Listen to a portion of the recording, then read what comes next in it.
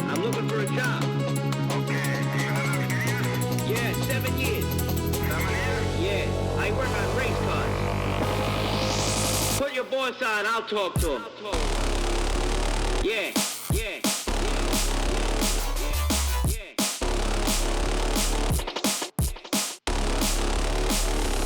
That's right.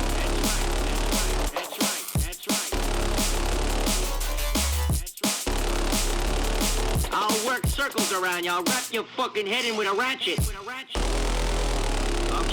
Okay?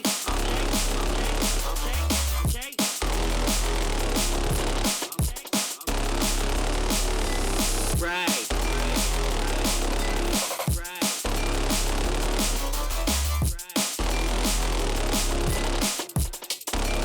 Yeah, auto mechanic. Yeah. Looking for a job. Huh? I'm looking for a job. Okay, do you have experience? Yeah, 7 years. 7 years? Yeah, I work on race cars. You have inspection license? Special what? Inspection license. You have inspection? Oh, inspection, sure, I have all that shit, tough guy. I'll work circles around you. I'll wrap your fucking head in with a ratchet. With a ratchet.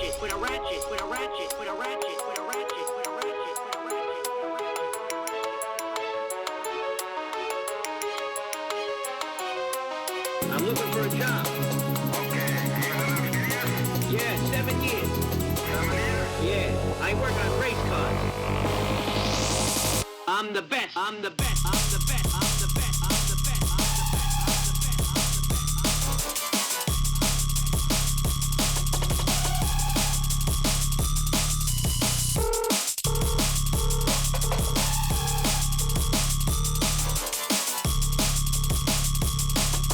That's right, tough guy. Excuse me?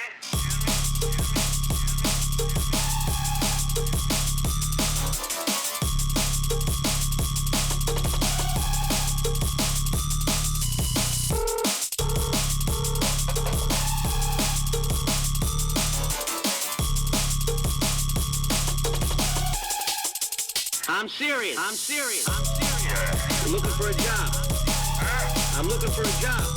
Okay, do you have experience? Yeah, 7 years. 7 years? Yeah, I work on race cars. You have inspection license? Special what? Inspection license. You have inspection? Oh, inspection, sure, I have all that shit, tough guy. Okay, talk to my boss. Right. Okay? So I'll see you tomorrow with my tools, fuckface. Hey. Got done watching a video that was very No. No hate towards the furry community today. Today we're playing Five Nights at Freddy's. I'm not allowed to be hateful towards the furry community. Folks, welcome back to FNAF. Welcome back to COVID. COVID sessions.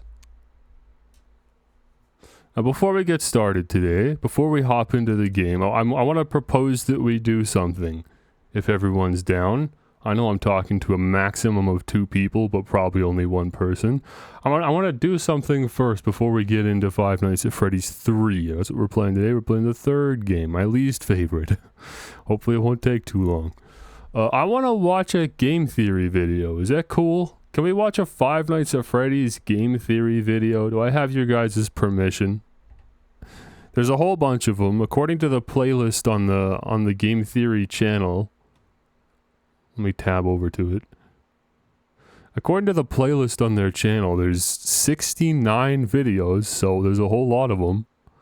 I don't want to watch the first one. I've seen this before. It's just, this was like a theory that came out before the other games existed, so Pat was like, oh, I'm just gonna try to extrapolate as much information from this as possible and see if I can make an interesting video, and he decided that the, like, Easter eggs in the video weren't interesting enough, so he just tried to tie the original Five Nights at Freddy's game to a real-life murder that happened at a pizzeria. So it's an interesting video, I guess, but it's the least, I imagine, the least, like, relevant out of every video that in this entire playlist. I want to watch this one instead, the second one. Because this is the theory that Game Theory released, or the game theorists, back when there were only 2 Five Nights at Freddy's games. So this is a theory video that's going to cover the events of the last game and try to piece together, I guess, the story of Five Nights at Freddy's based on just 2 games. That's interesting to me. I have seen this video before, but not recently, so I don't remember. I don't remember anything other than, I think Matt makes the comparison that phone guy could be purple guy or something like that. Why is it 9 years ago? What do you mean? Of course it's 9 years ago. That's when the game came out. What do you mean? Why is it 9 years ago? It's crazy. I mean, we're approaching Five Nights at Freddy's 10th anniversary, right? It's nearly been 10 years as of August 8th. August 8th marks the 10-year anniversary for Five Nights at Freddy's, which is pretty insane. It makes everyone feel very old. Doesn't it? I mean, I wasn't even, into FNAF, but it's still, like, I remember where I was when Five Nights at Freddy's came out, so it still is crazy to think that that period of my life was 10 years ago, where I was working full-time at a Walmart, because I'd already graduated, and I was just trying to make a bunch of money before I could figure out what I actually wanted to do with my future, and I was just working full-time at a Walmart, and I remember when FNAF came out. Anyways, the reason I wanted to watch this video is because, secretly, I have been trying to piece together the Five Nights at Freddy's story as I've been replaying these games, right? So what I did after playing the first game was I pieced together all the information in the game to see if I could extrapolate enough information to come up with a cohesive story. And I could. I was like, oh, okay, I know the story of Five Nights at Freddy's based off the first game. It's not that difficult, actually. There's not a whole lot to go off of, but there's enough to form the coherent theory that, the missing children incident refers to an incident that happened at the location that you're currently at, in which likely an employee used a suit from the back of the restaurant and lured kids to the back and killed them. And Freddy Fazbear's Pizzeria struggled in a legal battle, and the children were never found, and the reputation of the restaurant was compromised. And years later, the restaurant closed due to sanitation complaints and just general uninterest in the restaurant following the events that happened.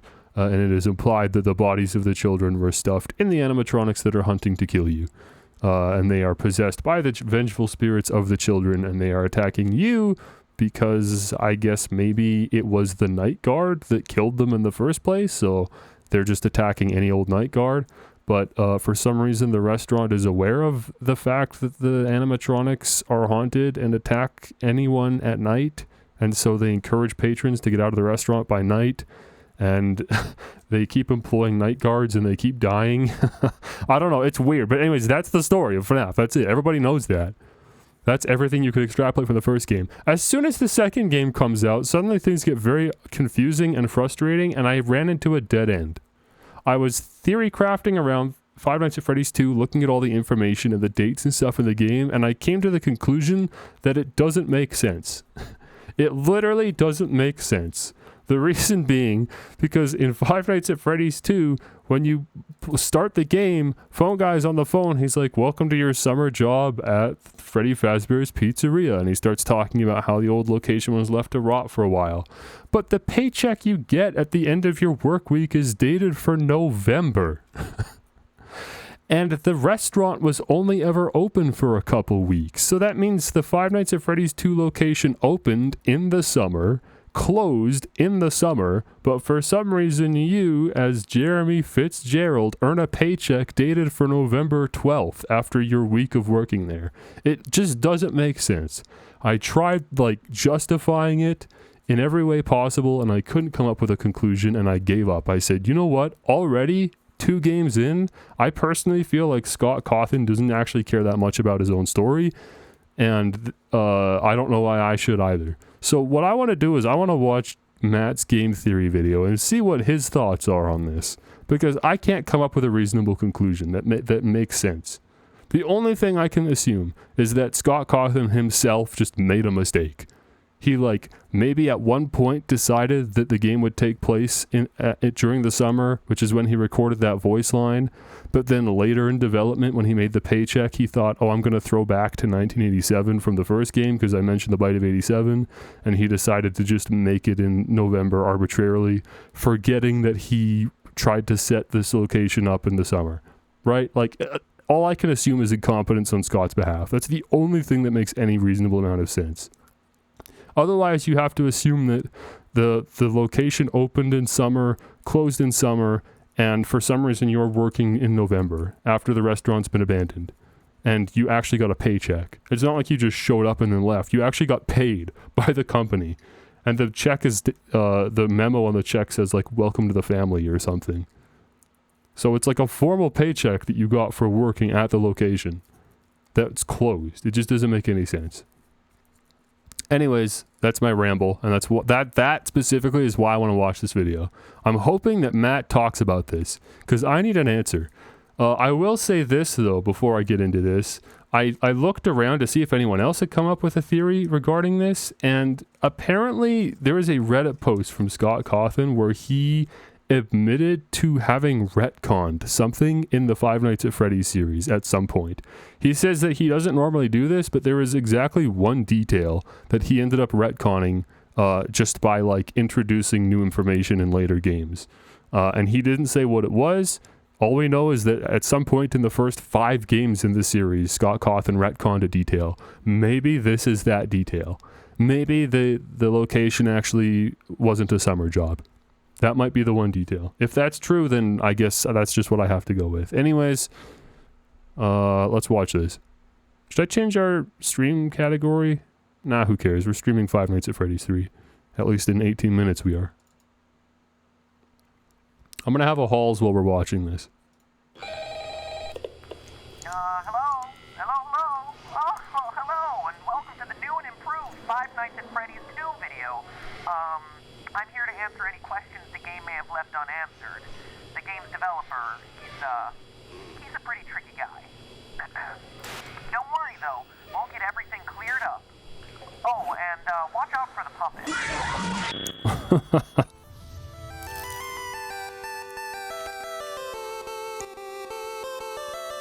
December 9th, 2014.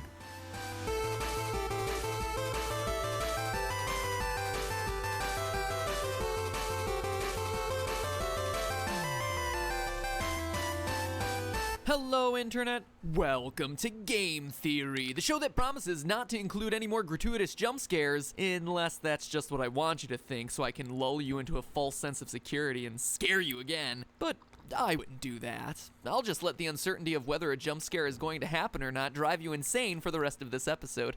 Man, I love reverse psychology. You know what else I love? These games! Not because I'm freaked out. It's crazy that these games were actually about the jump scares at one point. I forgot that these games have jump scares, frankly. By the rosy-cheeked, tingle-looking, emotionally dead animatronics. Okay, well, Balloon Kid is pretty messed up, but whatever. No, what I appreciate about these games is the level of thought that went into every element of the story. When you create a game that has people rage debating... Really, a high level of thought put into every element in the story. Game takes place in the summer and you get a paycheck dated for November. Okay. Alright. Okay, Matt. About whether it's a sequel or a prequel, you've definitely done something right. Unless that was never your intent, in which case you've done something horribly, horribly wrong. Anyway, the point is, Five Nights at Freddy's 2 looks to be everything you'd want in a sequel. More cameras, more danger, and more fan. Oh, the fan. But that also comes with What? questions about the game's lore. And while others will provide you with the jump scares, I provide you with what everyone really wants, answers. Well, maybe not everyone. What an elite, educated subset of you really wants. Wait, hang on. 5 million views? Maybe not everyone.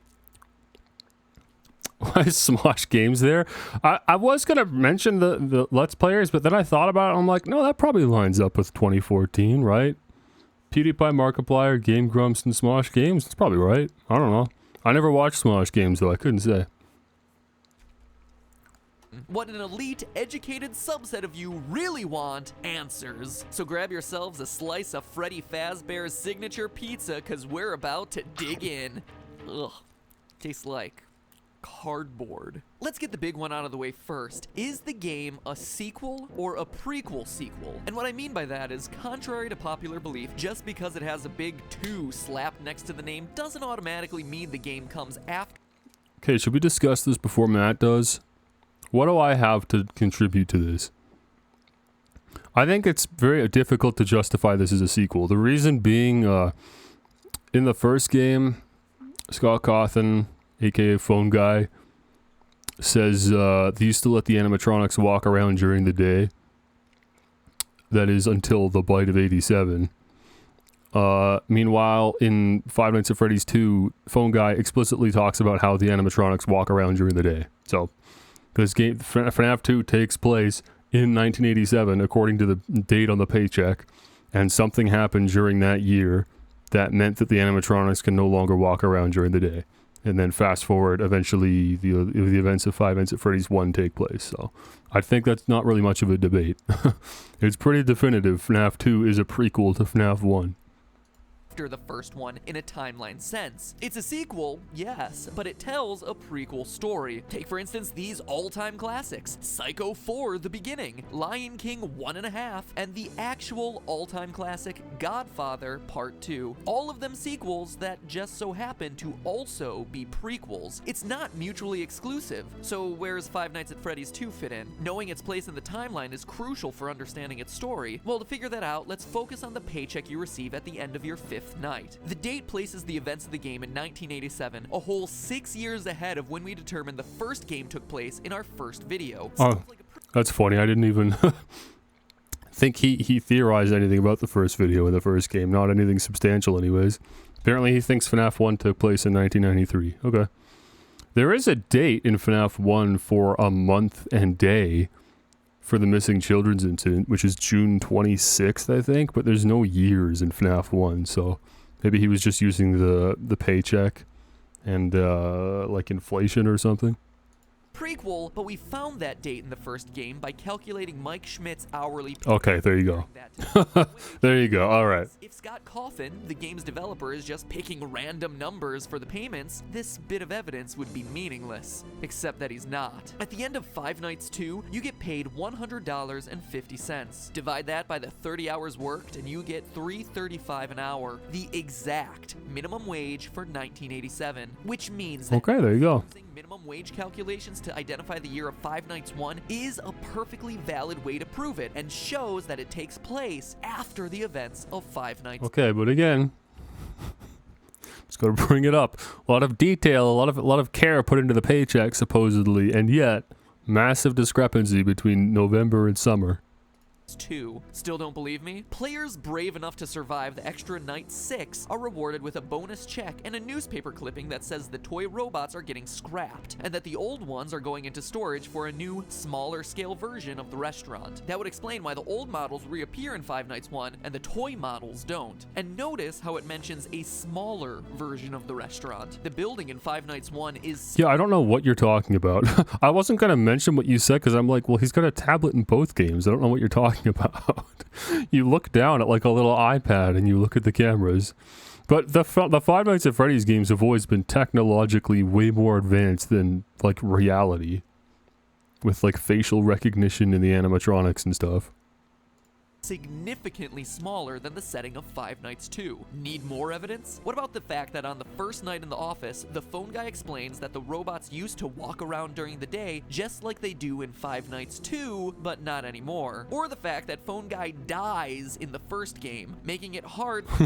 That's a good point. That's a good point. I'll give you that one, Matt. Call it the Phantom Menace, because every way to Sunday, this game is a prequel. So with that revelation out of the way, we're able to piece together the rest of the timeline and dig a little bit deeper. Posters everywhere in Five Nights 2 welcome you to this new location, implying that there was another Freddy Fazbear's Pizza somewhere before this one. Additionally, the phone guy makes reference to it on night 1, mentioning the old location and how it was left to rot. So we know that there was one Freddy Fazbear's Pizza for the first game, one for the second game, and one that came before both of them Sure. we've never seen. But even before that, the phone guy also mentions an even older restaurant called Fredbear's Family Diner, which, aside from its confusingly different name, also had different owners. So Wasn't that, wait, why is there a fourth location?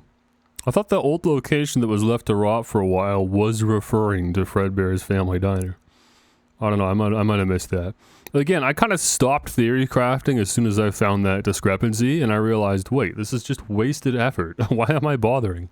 restaurant from the first game, which is the last in the timeline. The one that you're currently working at in 1987 in Five Nights 2, an older location of Freddy Fazbear's Pizzeria left to rot, and the original Fredbear's Diner. Jeez, I hope you're still with me because this is more complicated than the Zelda timeline. Anyway, it's at this first location, the Diner, where the whole story begins. Submitted for the approval of the Game Theorists Society, this is the true tale of Five Nights at Freddy's. When you die in Five Nights at Freddy's 2, before you've even gotten over the jump scare, you sometimes get a screen like this. Oh, turn it off! Turn it off, it's too horrifying. That, youngsters, was E.T. for the Atari, a console that came out before the NES. Yes, Thanks, around Matt. the same time as the dinosaurs. It's widely considered to be the worst game of all time, hence me reacting in a horrified manner. See? Humor, folks. But seriously, you get these disturbing death minigames which, true to the 1987 setting, use Atari-esque graphics to depict various horrific events. All the while, a creepy robotic voice spells out letter by letter things like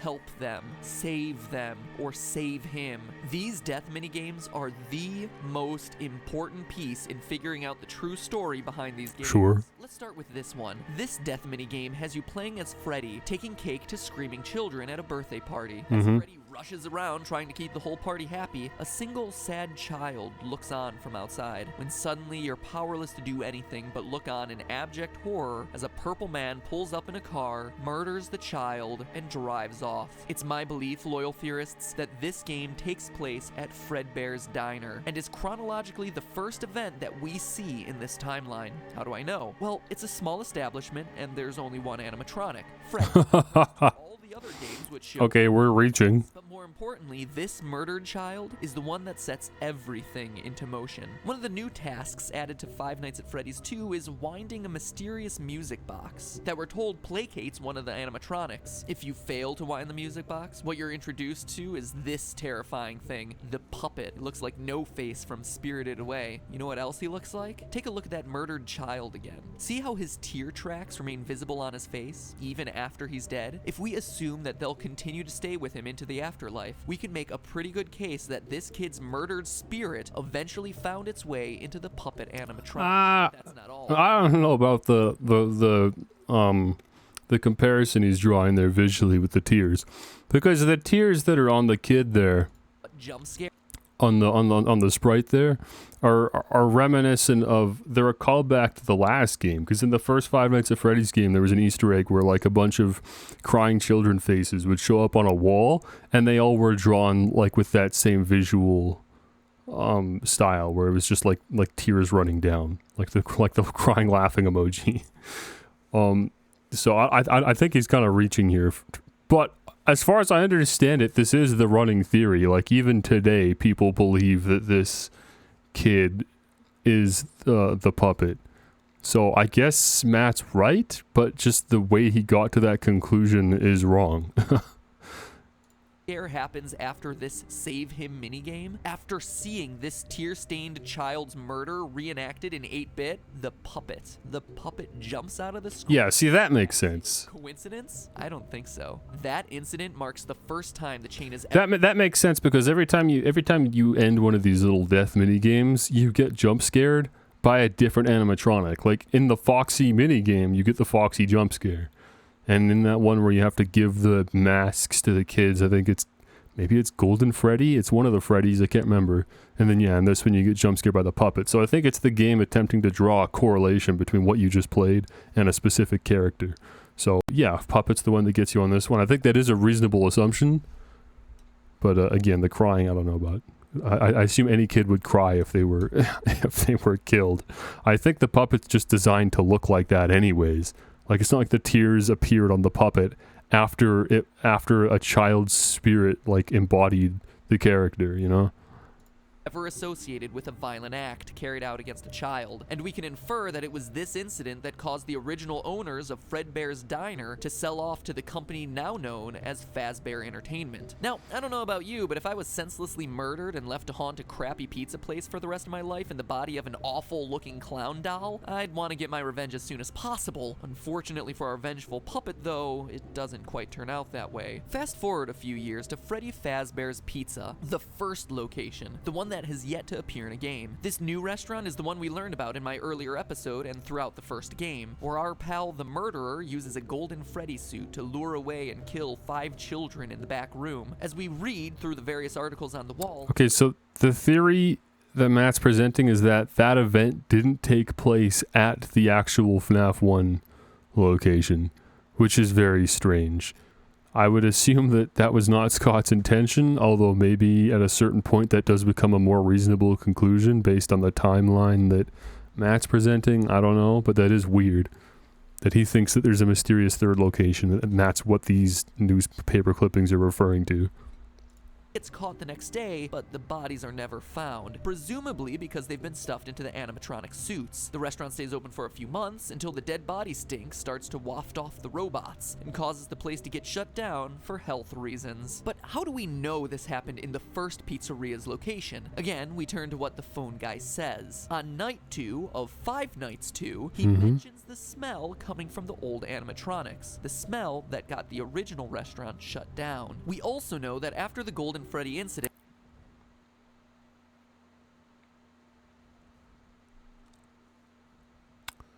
Yeah, I guess so. I guess that works out, but like, it is also pretty obvious that the animatronics in the first game also have kid stuffed in them. Right? Because, like, there's a jump scare you get where, or not a jump scare, there's like a flashing image that shows Freddy with, like, human eyeballs. The implication very clearly being that they're possessed. And also just, like, obviously the newspaper clippings are referring to the game that you're playing that was only ever really supposed to be one game anyways. That's supposed to be a self-contained story. There's just even more kids being stuffed in animatronics, right? I guess maybe that's eventually what everyone theorizes, but with only 2 games to go off of, I guess Matt assumes it's more likely that there was a mysterious third location, but for some reason he doesn't think there were any murders and kid stuffings happening in the first location, which I disagree with, again, solely based off the fact that you could, like, see, well, whatever. and it took multiple months for the restaurant to get shut down. That couldn't have happened in the restaurant of Five Nights at Freddy's 2, which is shut down on night 6 and into the foreseeable future. But outside of these lore clues, it also makes logical sense. Before the Golden Freddy murders, there was one dead child whose tear-stained soul existed in the form of the puppet. But now there are 5 more dead children, and thanks to another of the death minigames, we find out exactly what happened to them. In the Help Them minigame, the puppet stuffs the dead children into the robotic suits, giving their souls new life, and preps them for their eternal mission of vengeance. I don't think the puppet fit... dude, we're getting into theories that I didn't want to get into. I really did just want to watch this video to see if I can get some clarification on the one question I had. Now I'm sitting here theorizing about everything he's talking about. I don't think the puppet literally physically stuffed the kids in the animatronics. I think that minigame is supposed to just like represent on a spiritual level the act of bridging the souls, like taking the souls from one form and moving them into another. Who knows what happened? Like the kids were probably stuffed in the suits by the murderer, you know, in the same way that they were, I guess, again years later in a different location. I don't know, but. Yeah, I think the puppet having already been possessed is just also guiding the other kids' souls to other animatronics around the building so that their spirits can live on or whatever. Yeah, this is such a dated video now. I'm sure most of this is retconned by Matt's own theories, so this might be wasted effort. But MatPat, you say through your chattering teeth, there are only 4. Who's this again? This is a PlayStation character, right? There's so many just random video game characters and references in these old game theory videos, which makes sense because the whole point was just to theorize about games in general. Oh, Jax. Yeah, and Dexter or whatever is what it was called. Something like that. I can't remember. I've never played him or seen gameplay, but I think it's an old PlayStation franchise. 4 dead children in that game, to which I tell you, look closer if you dare, for the frame right before Golden Freddy's head jumps out and attacks features the lost 5th dead child, and what started as a haunted puppet has suddenly become an army of possessed animatronics out for revenge. But wait, that's not all we know. We also know the murder was committed by the same guy who killed the first child. How? Look at the Foxy death minigame. Twice, Foxy runs out to meet the kids, but the 3rd time we see that— Oh, there's 5 kids. I didn't make that connection. Foxy goes into the other room to find 5 dead children. Yeah, look at that. Man in Purple strikes again. Skip ahead to 1987, finally bringing us to the events of Five Nights at Freddy's 2. The old animatronics have been retired, and the cute new versions of all our favorite friends come equipped with facial— That's so gangster. Dude, this is so gangster. Look at this graphic. Did Scott make this? Doesn't that go so hard? That's absolutely a rap album from the late 90s, early 2000s. That's sick. And I'll rag on Scott's graphic design a lot. Like his UI design and stuff is usually really bad. But this is fire. Look at this. And the cute new versions of all our favorite friends come equipped with facial recognition software that just so happens to be connected to a sex offender database. Seems like an oddly specific detail, right? Until you consider that the last restaurant was closed for having children get kidnapped and killed by an employee. It's a safety measure. See how it all ties together? And it's great because they mention in one of the phone calls, it's implied that the previous location was shut down over safety reasons. So, like, that makes perfect sense. So I guess, yeah, there really must have just been 2 separate murders in different locations. But in this video, Matt's just saying that there was only that one murder at the one location that we just don't know anything about. You have some animatronics possessed by— That, again, I believe is Fredbear's Family Diner. I don't know why he thinks it's a separate one. But that doesn't stop our friend the Purple Man from continuing his life's work of murdering children at Freddy Fazbear's Pizza. As we learn from the phone guy on nights 4 through 6, the new restaurant is once again under investigation as— well, I'll let him explain. Hello. What on earth are you doing there? Didn't you get the memo? The place is closed down, at least for a while. Someone used one of the suits. We had a spare in the back, a yellow one. Someone used it. Now none of them are acting right. The Golden Freddy Killer struck again. The final death minigame also supports this. You, as Freddy, must walk through an exact replica of the building. Animatronics all in their proper places, seeing the 5 dead children spread out through the various rooms. And based on what Phone Guy says, it seems like the guilty party was the former night guard, the one who moved to day shift and the one your character replaced. I mean, Phone Guy makes plenty of uncomfortable references to suddenly having an available position during the day. When we get it all sorted out, we may move you to the day shift. A position just became available. We don't have a replacement for your shift yet, but we're working on it. But is the Purple Man really someone we've never met and whose own— I don't know. See, I like to think that when he says that, he's referring to, I guess, the Bite of 87 or whatever. Because I think at this point in the series, like by the second game, Scott wanted to like call back to the first game in quite a few ways. So I think he used his own like offhanded joke about the Bite of 87 in the first game, and he tried to like set the stage to like make that mean something using the second game. So I think the implication is that someone on the day shift, like one of the employees, was attacked and lost their frontal lobe during surgery or something and went on to survive. Good for them. I used to think that the Bite of 87 just meant when that kid got his head chomped in the 4th game, which I haven't played yet, but you know, the Markiplier clip. But I realized that doesn't make sense because apparently the victim from the Bite of 87 lived. That's the whole reason he brings it up in the phone call. So it can't be. So I assume then it must just be the employee who is currently hospitalized and so a position just became available, as Phone Guy says. Work there a week? Or is it someone we trust? Someone with a long history with these characters? Someone no one would suspect? The head guard. The one forced to fill empty positions and teach new recruits by leaving them instructions over the phone. Is the purple man the phone guy? That's a fun correlation. See, I like that. Like nowadays, everyone would look back at this and be like, "Oh, what an idiot." I feel like based off just the 2 video games, there's not a whole lot of conclusions you can draw as to who the purple guy or purple man is. So him just being like, maybe it's phone guy. I mean, you can't say no. You can't disprove the theory, right? So screw it. Why not? Do we really know about Phone Guy? Let's look at what he says. First, he always speaks like an outsider looking in. He refers to the management of the company as they. So he's not a higher up like the CEO or even a manager. But he's also not a typical day worker, as he says things like the employees and the staff. So he works there, but isn't generally considered a regular member of the company. We also know that he's qualified to take the role of a night guard. As we learn, he plans to take over the position sometime after night 6, and is on his way out of the position by the time the first game starts. For now, just make it through the night.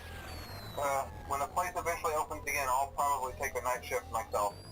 I actually worked in that office before you.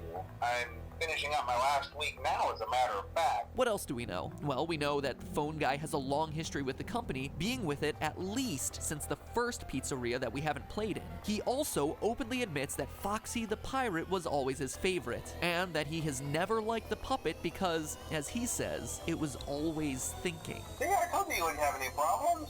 Did Foxy ever appear in the hallway? Probably not. I was just curious. Like I said, he was always my favorite. I'll be honest, I never liked that puppet thing. It's always thinking, and it can go anywhere. Okay, but what do we know about the purple guy, the golden Freddy killer? Well, let's look at the minigames again. He has a long history with the franchise, killing since it was Fredbear Diner. We see him smiling as he watches Foxy perform. Dude, that's such a stupid conclusion. Also, I always looked at the sprite wrong, I think. I think now that I'm looking at it and Matt said that, I think I do see like him smiling. I always thought you were currently looking at both of his eyes and they're just for some reason lopsided. Like his right eye and his left eye, and then there's just kind of a goofy look. I think it's supposed to be a side profile and he's grinning. Yeah, I don't know why I never looked at it like that. That does make more sense. Guy's favorite right before Foxy sees the room of dead children. We know that the puppet and the killer wouldn't get along, which would explain Phone Guy's discomfort around a creature that he describes as always thinking. And here's the bombshell. We know the killer is a security guard. How? On very rare occasions during the Save Them minigame, while Freddy chases the puppet, the purple man appears and chases you. Yeah, I never saw that. It's an orange badge, the kind that would be given to a security guard. Now look at his eyes. Notice the white spots? An odd, seemingly innocuous detail. But now look at Golden Freddy. Look deep into his dead, vacant eyes. What do you see? Okay. White. All the animatronics have the white spots, just to be clear. I guess Matt just forgot about this when he drew this conclusion. All of them have this. There's like frames where like Bonnie's face shows up in the first game, and it's like it shows the little white spots. It's just a reflection. I've always thought it was a reflection too, but there is a very specific let me see if I can just bring it up. Actually, I've probably got this picture in the like graphic dump that I have. There's one very specific picture that flashes, I guess, that kind of makes that seem unreasonable. Hoarder? You would not believe how useful this has been, I'll be honest. Having these Five Nights at Freddy's assets for thumbnails and stuff. Like when I did all the thumbnails for my original stream, thumbnails from the Xbox days, I needed these. These were very, very helpful. Okay, add new source. Image is fine. Add source. Never mind, this is too much work. I'm not doing this.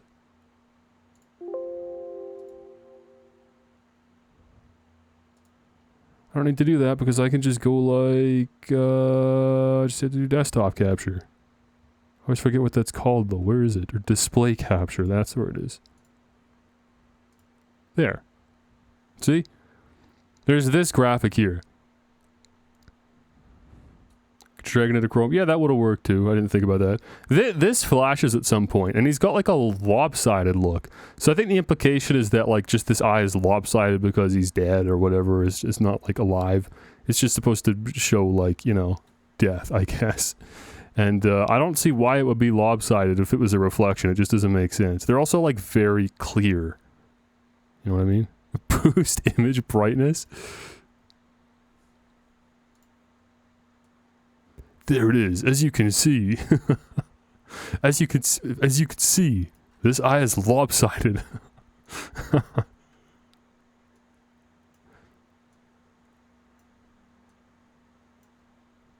If we look very closely at this one specific spot. Anyways. And there's a graphic that shows all of the animatronics on the stage looking at the camera, and they've got the white spots. It's not just Golden Freddy was the point I was making. But it is interesting that Purple Guy's got that security badge, because yeah, I never saw that. It must be a pretty rare event that happens, but there's a lot of rare events that happen in FNAF, so not surprising. So yeah, I mean, I don't think the Purple Guy was literally a night guard. I think he just, like, you know, maybe put on a badge and got in or whatever. Isn't that the FNAF badge from the movie? You would know more about that than me. I still haven't seen the movie. Spots. Pinpricks, really. Barely visible. They're there. And now finally, what do we see in Purple Guy's hand? Well, the Atari graphics make it tough to discern. It's not like any gun or knife I've seen. No, that to me... It does look like a phone or a banana. I don't know. It is weird, like, to draw this detail at all. I'll hand it to Matt. I don't know what this is supposed to be. If it's supposed to be his hand, why is it like that? Why did Scott make that? Like it's just such a weird detail to do. I know, like, kind of he's supposed to have his arms outstretched as he's chasing you, I guess, in that minigame. But, like, that mission accomplished. That's what this is. Why draw this extra detail? Is that really supposed to be a hand? I guess maybe Scott really wanted to make a hand, and that was the best he could do, but I don't know. It is kind of weird. It's very clearly a phone. The robotic voice is spelling out for you, save them, save them. But when Purple Guy, Phone Guy, catches you, the screen crashes and all you're left with is, you can't. But that's not where it ends, Internet, as you and I... You can't? Yeah, I guess that would be referring to save them. I think the implication is that Freddy can't. I don't know who could, though. No, they're still... They're dead. Nights at Freddy's 1. If this game is last in line and the puppet is truly pulling the strings behind all of this, you might be asking yourself where he is in Five Nights 1. We know the other animatronics got scrapped, but this ghostly guy should still be around if this timeline I proposed is correct. And get this, the puppet is in the first game. Take a look at the east hallway. Seems pretty normal, right? But every so often, the posters on the walls change to this, a crying... that's what I was referring to earlier, is these crying faces that show up on the wall. Two streaming lines down his face. Look familiar? It should. The Five Nights at Freddy's series is about vengeance. One child, 6 children, more, looking for revenge against a sick child killer. The Purple Guy, the guy who just so happens to be the first voice you hear when turning on... See, I like this poster here. I was looking at this. I thought this was interesting. In the first game, there's a picture of someone coming out of a present box, very similar to how the puppet does. I thought he was going to call to that. It seems like that's probably supposed to be Bonnie that a kid drew, but I don't know. When does Bonnie come out of a gift box? I thought that's kind of weird. Maybe it just means the kid got like a Bonnie plushie for his birthday or something, but I just thought that was an interesting little drawing to have in the first game. On these games, save them. Save them. You can't. But hey, that's just a theory. A game theory. Thanks for watching. Rev up that music box. That music box by clicking the So dumb. button. Otherwise, the puppet might get ya. Okay, so he doesn't talk about it. Unless he uses this last minute maybe to mention it. Click it. Click it. No. Oh, I Guess you were safe after all. Not interested. You know what I like to do during this time of love and gladness? Catch up on my favorite TV shows. But at this point, I don't have cable and... Code Lyoko? Oh, it's a Hulu Plus. It's a Hulu Plus ad? Really? Hulu Plus is dead now, right? That's crazy. So much has changed. So much has changed.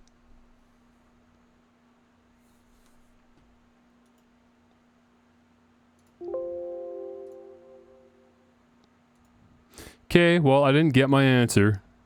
I didn't really think I would. I was just kind of hoping, but apparently not. I just don't understand. You can't possibly be... Like, surely someone like MatPat, who's sitting here and analyzing all the details in the game, would notice that, right? He just chose to not address it because he doesn't have an answer either, I assume. There's no way he missed that. Has anybody addressed this anywhere? It seems like such an obvious discrepancy. As soon as you like have to look, you know, into you know, details and numbers and stuff to try to piece together a timeline. FNAF 2 Summer versus November. Has anyone done a video on this? Oh, actually, yeah, here we go. There's a 17-minute video on it from some random guy. Honestly, yeah, I'd probably spend 17 minutes talking about this too. That's the minimum amount of time required to express my frustrations with this. Which is you go back as early as FNAF 2. Okay, hang on. Is this worth watching or should we play FNAF 3? It's been 46 minutes. Can I waste more time diving into this? Or should we get into the game? Actual question. Why couldn't you? I don't know. Do people want to see me get to FNAF 3? I guess it's literally just you. Like you want to play FNAF 3. True, I guess. Actually, yeah. That is a good point. Might as well delay it even longer, right?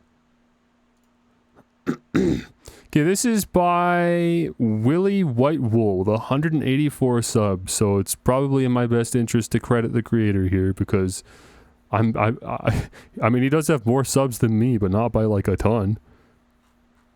Which is you go back as early as FNAF 2. The phone guy tapes are, welcome to your summer job at Freddy Fazbear's, but your paycheck is not in the summer, right? And so it's one of the, no matter how you slice it, no matter what hemisphere of the world you're working in, it is not the summer. And it creates these layers of confusion, and it becomes very difficult to kind of like parse through that stuff, and let alone to not just to solve from a theorist perspective, but then to communicate that to an audience who is trying to process this in a 15-minute video. So I want to click. Okay, so apparently Matt did address it in, I guess, a live stream that looked like, with just a bunch of other random people I've never seen before. So yeah, Matt is aware of that discrepancy and just chooses to not address it because how can you? Which fair, I guess, but stuff like that really, I feel like needs to be addressed at a certain point because, especially if Scott Cawthon is going to go on record saying, I have a lot of respect for this community, and I don't just randomly retcon things. But there is exactly one point in the series that I retconned a small detail. I could only assume this is that detail. Because I just don't understand how else, you could overlook that. It's such a weird mistake to make. And not address directly, I guess. But then to not even have the theorists themselves address it because they just don't know how to. It needs to be addressed. It's stupid. Clear up this detail from FNAF 2 because a lot of people assume it's a plot hole, and I think there are answers I haven't seen anyone else put out there. Okay. It all comes from two conflicting details about the specific date of FNAF 2's gameplay. I would say it is a plot hole. 6 of FNAF 2, Jeremy Fitzgerald gets paychecks in November 1980. Is this Scout? Why is Scout being used to represent Oh, because Jeremy, that's why. Okay, whatever, bro.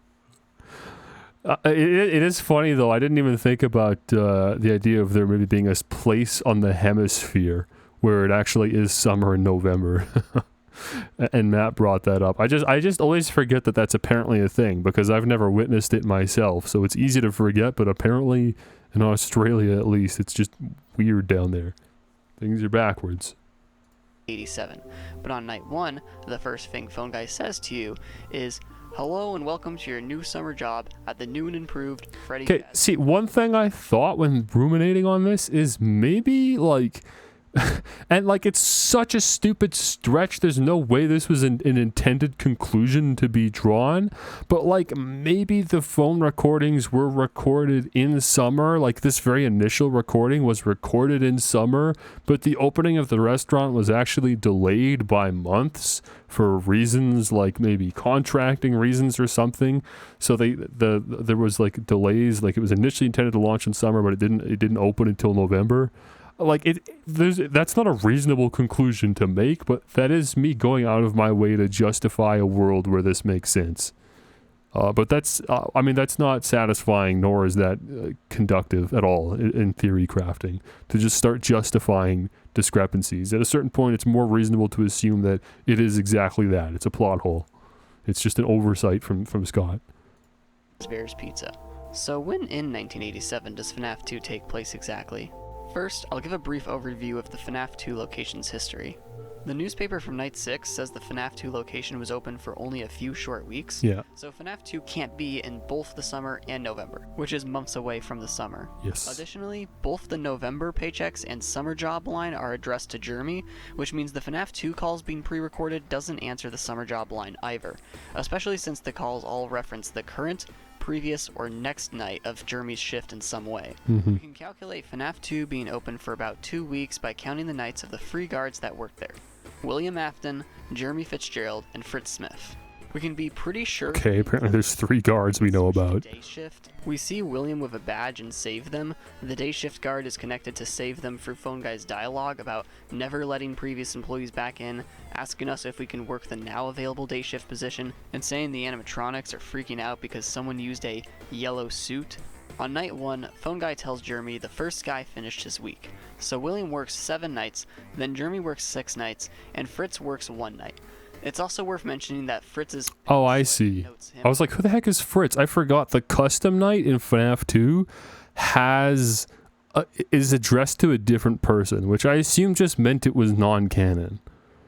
Right? I thought that was just the implication, but I guess this guy's working under the assumption that this is actually like a literal third person that came in to work that one random custom night. But I don't know why you would assume the custom nights are canon or anything that happens in them. So I would just discredit the entirety of this. As employee number 3, which combined with Phone Guy specifically calling out William and Jeremy as the first and second guards, gives us a pretty clear order of events. Also, the save them minigame happens around here or here. Doesn't really matter for this theory, and the bite of 87 happens here.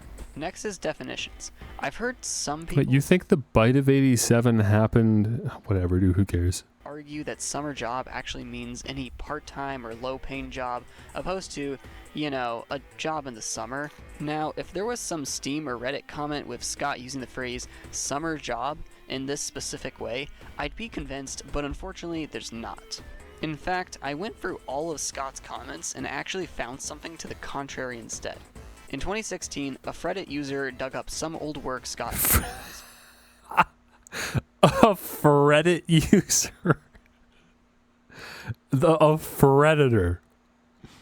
A Fredditor, as in a Five Nights at Freddy's Redditor. A Fredditor. A Reddit user. ...family with before FNAF, and I want to highlight this part of Scott's response. Shouldn't all of you be at a summer job or something?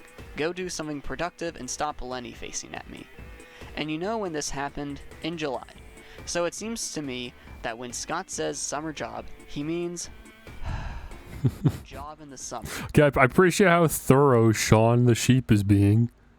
I appreciate the level of stalking and hunting he's gone down to find literally just any comment from Scott that could draw some kind of parallel between the meaning of summer job and the actual event, canon event every year that is summer. So Phone Guy's summer job line is one of the first things he says to Jeremy in FNAF 2 Night 1, and I find that one of the first things Phone Guy says to Mike in FNAF 1 Night 1 solves this summer job dilemma in 2 different ways. let's see. First, there's an introductory greeting from the company that I'm supposed to read. It's kind of a legal thing, you know. Welcome to Freddy Fazbear's Pizza, a magical place for kids. Why is this just in my left ear? Where fantasy and fun come to life. Fazbear Entertainment is not responsible for damage to property or person. Upon discovering that damage or death has occurred, a missing... Okay, so I assume the conclusion he's going to come to is vaguely similar to what I just said earlier. The idea that he's just reading from a paper that was given to him that he's supposed to, you know, relay to employees, and it says, welcome to your summer job. But at some point, obviously, the restaurant must have been delayed. The grand reopening or whatever that was initially scheduled for summer was delayed till later. But again, it's just such a stretch. It's not like it doesn't make sense. You can reasonably justify that, but why not just say, welcome to your new job then? Why intentionally confuse the players? This is very obviously a mistake. Personal report will be filed within 90 days or as soon as property and premises have been thoroughly cleaned and bleached and the carpets have been replaced, blah blah blah. So here's one answer. FNAF 2 is in summer 1987, and the paychecks are actually coming in 90 days later due to Fazbear Entertainment's policies. Now, that's a decent answer, but I'll work for my... Oh, that's where he was going with that. He just played the phone call and didn't say anything. He thought the phone call would explain itself. What was the 90-day line? Fazbear Entertainment is not responsible for damage to property or person. Upon discovering that damage or death has occurred, a missing person report will be filed within 90 days or as soon as property and premises have been thoroughly cleaned and bleached. I guess he just thinks that because things happen on a 90-day cycle, I guess. I mean, it's obviously absurd that you would get paid 3 months after doing your shift. But for some reason, that's such a stretch. I'm not with him on this one, I'll be honest. Unless he wants to elaborate. So here's one answer. FNAF 2 is in summer 1987, and the paychecks are actually coming in 90 days later due to Fazbear Entertainment's policies. Now, this is a decent answer, but I'll work for my conclusion and... I don't see how it's a decent answer. First off, this is actually illegal in 45 states, including Utah, where the FNAF games are set in, and also Texas, Scott Cawthon's home state. It depends on the state, but if an employee quits or is fired, they must receive their last paycheck within a certain amount of time. South Carolina has the longest amount of time at 30 days, so unless FNAF 2 was originally set in Alabama, Florida, Georgia, Mississippi, or Missouri, this really can't be true. Additionally, Utah employers are required to pay their employees at least semi-monthly, no later than 10 days. Again, I gotta hand it to Sean the Sheep for really digging here. Although I assume the laws he's reading it from aren't from 1987, but that would be difficult to find documentation on those, so best he could probably do is whatever modern legislature states. Days after the end of the pay period. Source, Utah state law. Yes, this is a FNAF theory. And even if Fazbear Entertainment was blatantly breaking the law, their policies from FNAF 1 don't mention anything about paychecks or even general paperwork being filed. The only thing it talks about being filed within 90 days is a missing persons report, which really seems to be more of a reference to either security guard deaths being covered up or the missing children's incident. And while Mangle did rip out Journey's front lobe, and his bike could count as discovery of food, I don't think she managed to rip Journey into another dimension. There's just nothing that implies that Fazbear Entertainment uses the same policies for missing persons reports and paychecks. Now, despite my strangely strong opinions on this topic, there is one way FNAF 2 could be in the summer and have paychecks say November, one without the hypothetical illegal 90-day paycheck delay. In a video on that same topic, Sire Squawks theorized that Scott copy-pasted the paychecks from FNAF 1 and edited them into the FNAF 2 paychecks, and he forgot to change the months and days. Too bad he beat me to this obscure video topic first. Almost like someone in his Discord server wouldn't stop bringing up this really specific and unimportant topic. A mistake causing this debate is definitely still possible, but personally, I think the information on the paychecks is more solid. FNAF 2 being set in 1987 is an incredibly concrete and solid piece of lore that comes from this paycheck. It's supported by outside evidence, such as everything that supports FNAF 2 being a prequel, and the bite of 87 happening at the location. And the paycheck confirms the date 1987. Because of that, I think we can be reasonably confident that right next to this true information, the rest of the date is also true. I mean, yeah, that's a reasonable assumption to make, I guess. But I honestly believe, like, the timeline you know, between Scott recording the phone call for Five Nights at Freddy's 2 and making the paycheck, like there was just enough of a discrepancy between those two aspects of game development happening that he just forgot. He really just forgot. I think that's a very reasonable Occam's razor approach to the situation, right? Especially considering how Matt Pat specifically dug into the paychecks in his FNAF 1 video, I think Scott would be paying more attention to detail in the paychecks. But if FNAF 2 isn't in the summer, how would the Yeah, and so I would say Scott did put detail into the paychecks after he'd already recorded that phone line several weeks, perhaps months prior, right? I think that's a very reasonable. I'm satisfied with that answer, but only if I can then attribute that to a retcon. I guess. But it seems like such a waste of a retcon to just be like, oh yeah, I just forgot I said summer, sorry. The mentioned line from FNAF 1 imply it's in November. Well, what if the summer job line, like the one in FNAF 1, is an introductory greeting from the company? A legal thing, even. Okay, The lines this is what I both follow a said. similar structure. Welcome to Freddy Fazbear's Pizza. And they're both some of the first things Phone Guy mentions to you. In a weird way, this would almost give Phone Guy a bit more character development. On Jeremy's first night in FNAF 2, Phone Guy would go from completely following the company line to warning Jeremy on night 6. Okay, he definitely does not fully follow the line. I'm pretty sure like the second thing he says is like the old location was left to rot for quite. Like he goes off script pretty quickly. Hang on, let me pull it up. I got the transcript here. Don't ask me how. I have the Phone Guy transcript for Five Nights at Freddy's 2 in front of me. I just do. He says the first 2 sentences. It looks like the first 2 sentences are like hard read from a script, and then he says, "Now I want you to know, some people still have a somewhat negative impression of the company." You know, he says, "I want you to forget anything you may have heard about the old location." I don't think that would have been in a company greeting. Maybe? I don't know. I guess depends on how much investment Phone Guy has in the company's image, I guess. Maybe he was just told to, like, phrase that in his own words. But again, I'm reading way too far into it again already. And I don't want to make that mistake. That is what all of the, like, theory guys do when they look at this series and trying to come up with stories. They read into every last little detail and try to justify everything. I think that's the wrong approach. I don't want to fall into that trap. I refuse. But this one moment really is important to talk about, I think. With the yellow suit, which Fazbear Entertainment definitely does not want mentioned. And then it culminates in FNAF 1, where he's just completely nonchalant about things like the company greeting because he knows how shady the company really is. But there is one big question I have to answer. Why would Fazbear Entertainment put summer job in an introductory greeting? Look at this crusty Freddy. Where did he get this from? This crusty Freddy. Like, if this is supposed to be like branding for the restaurant, but like it's the ugliest Freddy. Are they stupid? Hang on, what's he asking? I got distracted. But there is one big question I have to answer. Why would Fazbear Entertainment put summer job in an introductory greeting in November? Are they stupid? So at first my idea was that basically Fazbear Entertainment assumes that their new and improved location should be enough to return business to normal.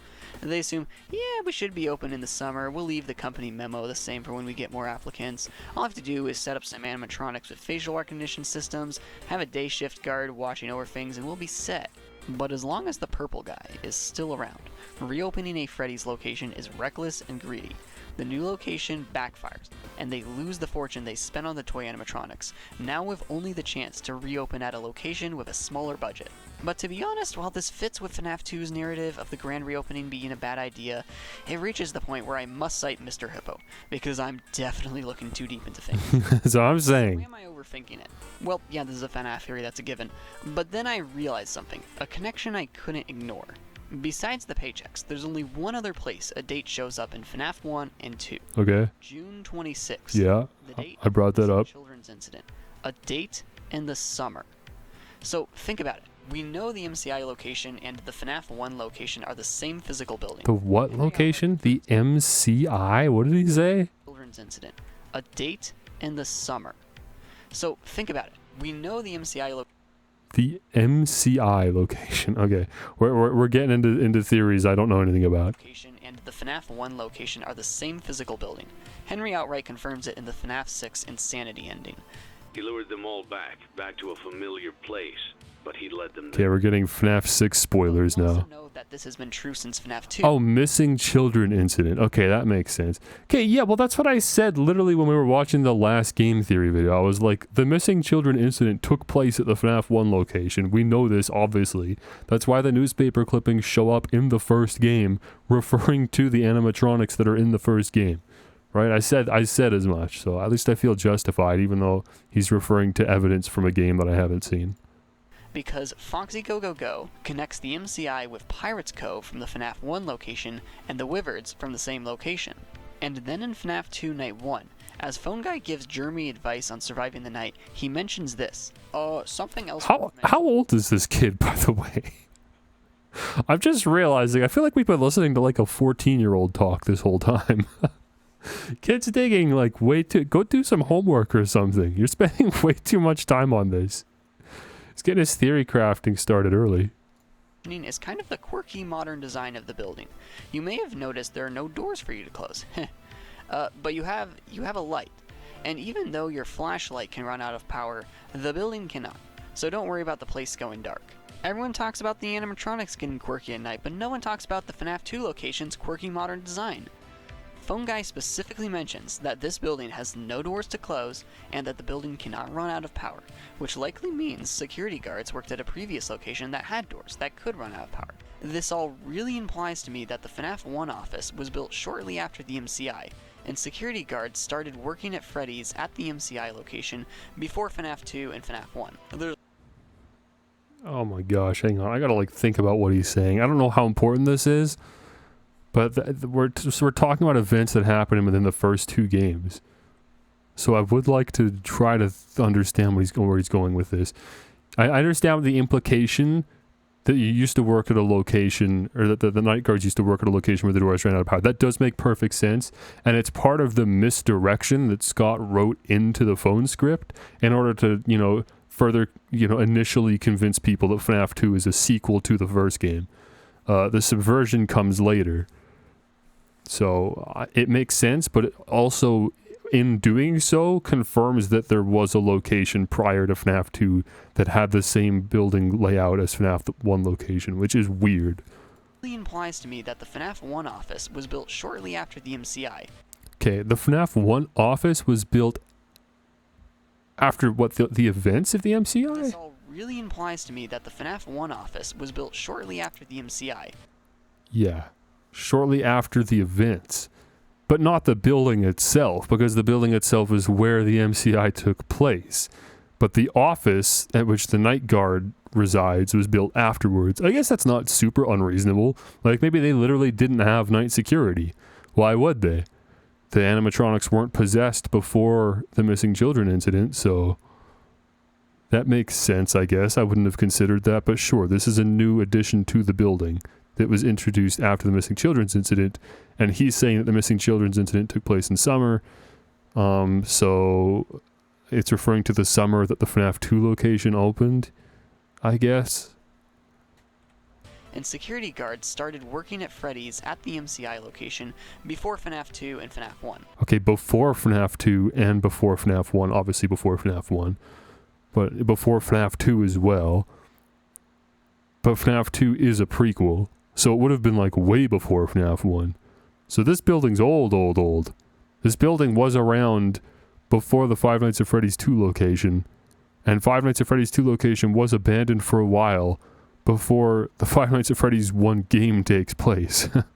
That's a bold assumption. Maybe it's true, I guess. I don't have anything to disprove that, but it's a bold assumption to assume that the location of Five Nights at Freddy's 1 is so old that it was around even before 1987, and that the phone call is referring to this location. I assume just they at one point in a previous location had the doors that run out of power, and then with the introduction of the FNAF 2 pizzeria abandoned the door design, and then in a future establishment they reintroduced the old door design, realizing that it does work better in the end. I feel like it's a more reasonable conclusion. But again, weird little semantics and details. I don't like getting this deep into the weeds, but it would introduce too many discrepancies to just conveniently start ignoring little details. You do kind of have to address them when there's that many details that are mentioned in the games. There's also supporting evidence from the movie to back this up. Oh, here we go. Raglan Okay, here we go. is dated, and the security training tapes show an open pizzeria, which likely means Freddy's started hiring guards to watch their haunted animatronics soon after the MCI, when Freddy's hasn't closed yet. So going back to the summer job line, what if this introductory greeting from the company is one specifically to security guards? Security guards who first started working summer jobs in 1985. The MCI location closes, and with Fazbear Entertainment's investment on the FNAF 2 location failing horribly, they don't get around to removing the summer job line from their introductory greeting until years later in FNAF 1. On a meta level, this adds up too. Okay, so I mean, we're coming to the same conclusion, and that it's simply negligence by the company. They just forgot to remove the summer job line.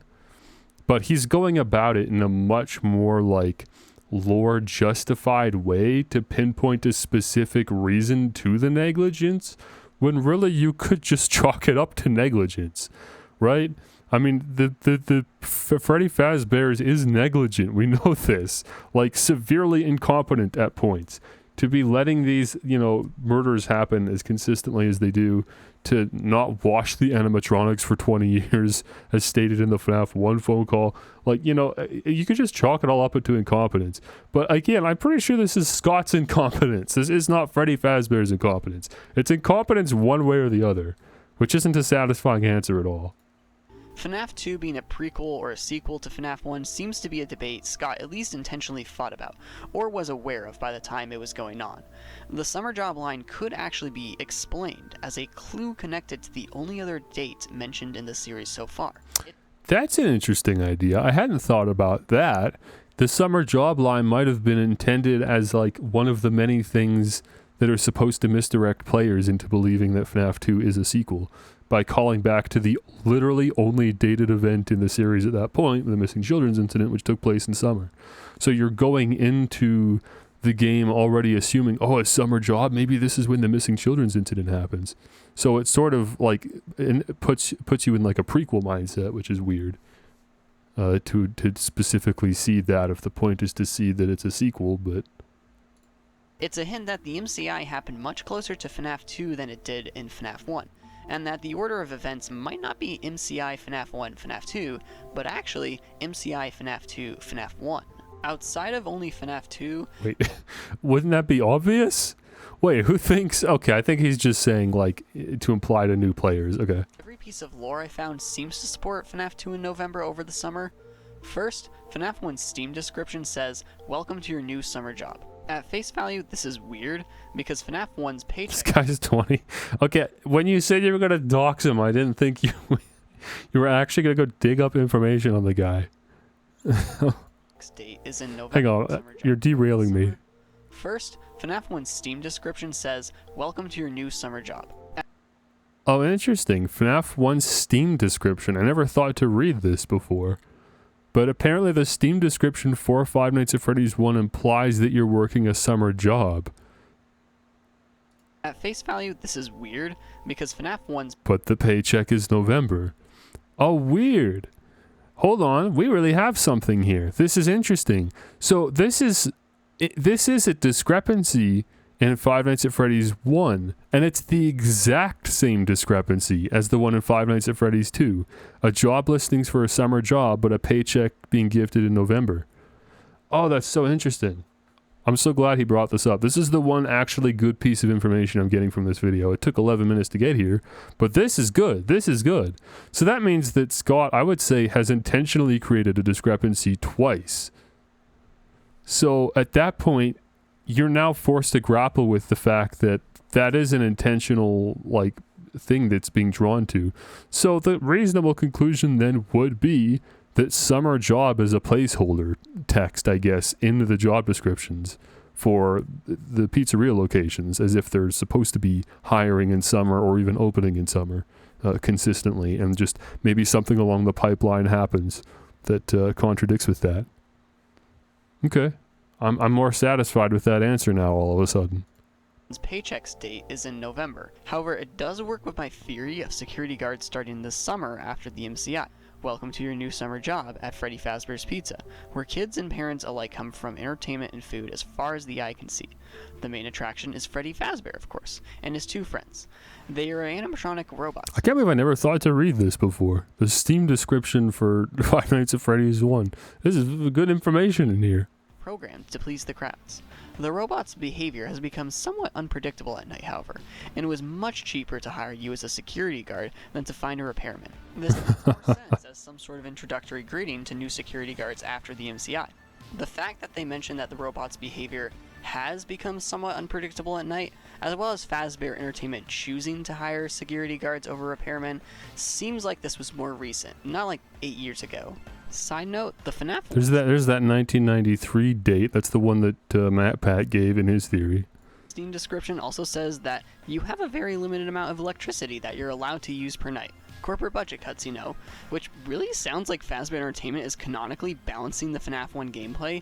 I really haven't heard the idea that they're lowering your electricity night after night just to save as much money as possible, and even get you killed, which I find interesting.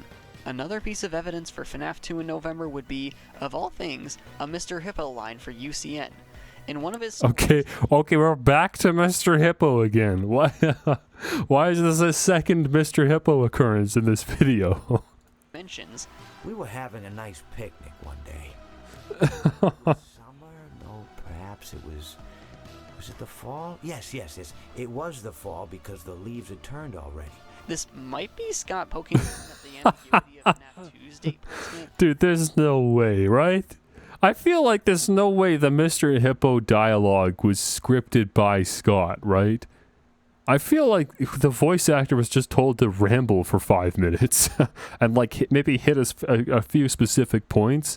Do you think maybe Scott decided to call back to the own confusion that he would have seeded with the summer and fall discrepancy? That seems like a stretch, but it is a funny stretch. I like it. I like the comparison. And it also leans towards November. My last piece of evidence for FNAF 2 in November works together with a different theory I have for the dates of the other games. I think it's possible that the months and days of the game's release dates might correspond with when they happen in universe. I think we can say FNAF 1 doesn't count because Scott hadn't planned out everything at this point and didn't know how deep people were going to dig into lore. However, when FNAF 2 was released, he now knew that people would look into every detail of his games, and under this theory, he sees the game is pretty much finished, and he decides to release it early on one of the days it's set. FNAF 3 being set in March works, it gives plenty of time for the FNAF 6 location to be around for a few months, which is really the only time restriction it has. FNAF 4 is really interesting. There's some assumptions that it's set in October around Halloween, because in the Halloween edition, the minigames play... Okay, I don't know where we're going with this, but I'm also not trying to get excessive spoilers for games I haven't even played. Let's go here. Also, it's nice if you believe Sister Location takes place right before... I don't really know where we're going with this. I think we're done with the video. I got what I wanted out of it, which is my eyes being drawn towards the Steam description for the games. Okay, interesting. It's very interesting. I don't have a conclusive answer, but it's something I'm a lot happier with now. Okay, what else are we watching from Willie Whitewell? Why do I have to see the next video? This one? TF2 Scout, the Bite of 87's true victim FNAF theory. As mysterious as... Okay, wait. I don't want to watch 11 minutes. It's an April Fool's video. It's an April Fool's video. It's an April Fool's video. It's an 11-minute April Fool's video. I'm not watching this. That is a funny April Fool's video. I guess. But I'm not going to watch it.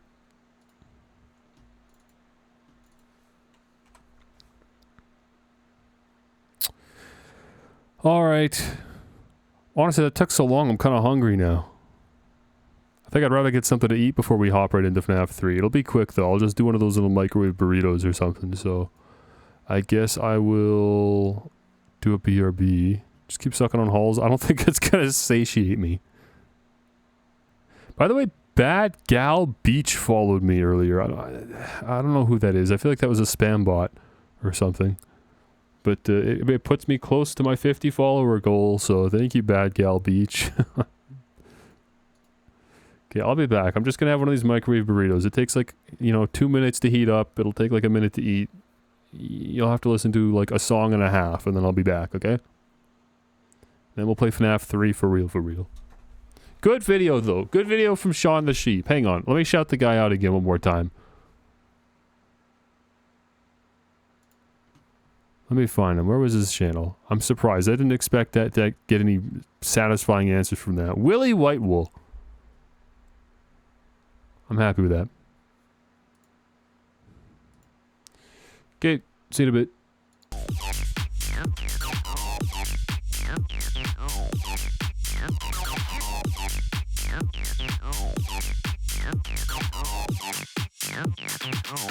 I just want you to be mine.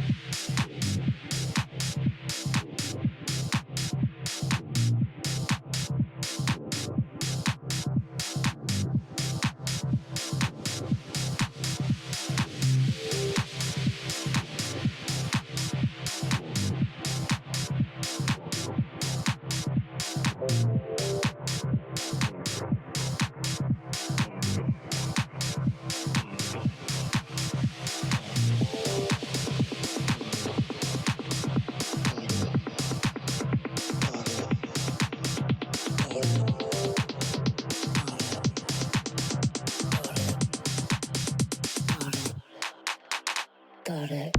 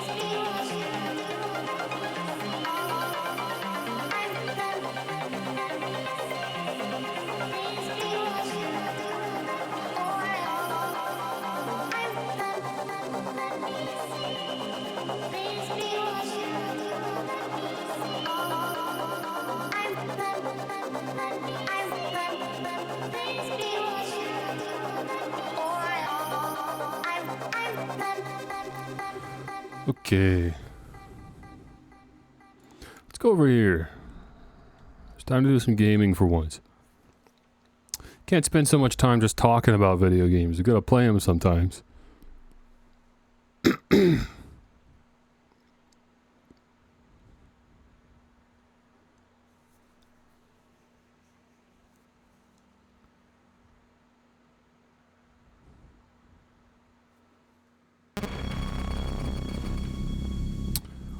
Oh, there it goes. Perfect.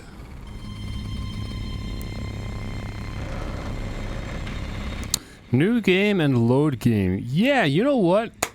I never... I mean, did I beat like night 2 even? Load game night 1. Yeah, I remember I did try streaming this on YouTube once and then I gave up. I don't know what happened, but I think I just got really annoyed with the game. And I quit and then I went and played Dark Deception or something instead. So yeah, I guess I've never really properly played this on PC. So, Five Nights at Freddy's 3. This is the game where you gotta hunt the cameras for Springtrap. Yeah, and I remember, like, bitrate wise, this game struggles because of all this, the TV static. So, hopefully it's good enough for you guys. Right, and it takes place in an attraction themed around Freddy Fazbear's Pizza. Such a weird idea for a third game. Hey, glad you came back for another night. I promise it'll be a lot more interesting this time. We found some Okay, so this is technically night 2. We're out tracking down a new lead right now. So, let me just update you real quick, then you can get to work. Like, the attraction opens in like a week, so we have to make sure everything works and nothing catches on fire. When the place opens, people will come in at the opposite end of the building and work their way toward you and pass you. So the building's intentionally decrepit. Officially become part of the attraction. Intentionally scummy. Which is an interesting idea. Guard. So not only will you be monitoring the people on the camera as they pass through, you know, to make sure no one steals anything or makes out in the corner, but you'll also be a part of the show. It'll make it feel really authentic, I think. Now let me tell you about what's new. We found another set of drawings, always nice, and a foxy head, which we think could be authentic. Oh, there's no power management in this game, I forgot. No batteries or anything. Very old school, metal though. Watch the fingers. Right now the place is basically just, you know, flashing lights and spooky props. I honestly thought we'd have more by now. If we don't have something really cool by next week, then we may have to suit you up in a furry suit and make you walk around saying, boo. But, you know, like I said, we're trying to track down a good lead right now. Some guy who helped design one of the buildings. What is this arcade cabinet? It's got a face on it, like Bonnie or something. For now, just get comfortable with the new setup. You can check the security cameras over to your right with the click of that blue. Yeah, this one's got like a Freddy face or something at the top. Then over to your far. And it's got like... you can flip up your maintenance panel. Yeah, I don't know, is there like a Freddy fighting game or what? What is this? In trying to make the place feel vintage, we may have overdone it a bit. Some of this equipment is barely functional. Yeah, I wasn't joking about the fire. That's a real risk. The most important thing you want to watch for is the ventilation. Look, this place will give you the spooks, man. And if you let that ventilation go offline, then you'll start seeing some crazy stuff, man. Keep that air flowing. Okay, keep an eye on things, and we'll try to have something new for you tomorrow night. So, system restart menu. So there's a reboot all option. How inefficient is it to use this? Let's see. How long does it take to just reboot like one thing? 3, 4, 5. It's slowing down. It did like 6 little animations from left to right, but it like went slow for the third ones. What happens when I reboot all? Okay, that's not a great metric to tell how long this takes.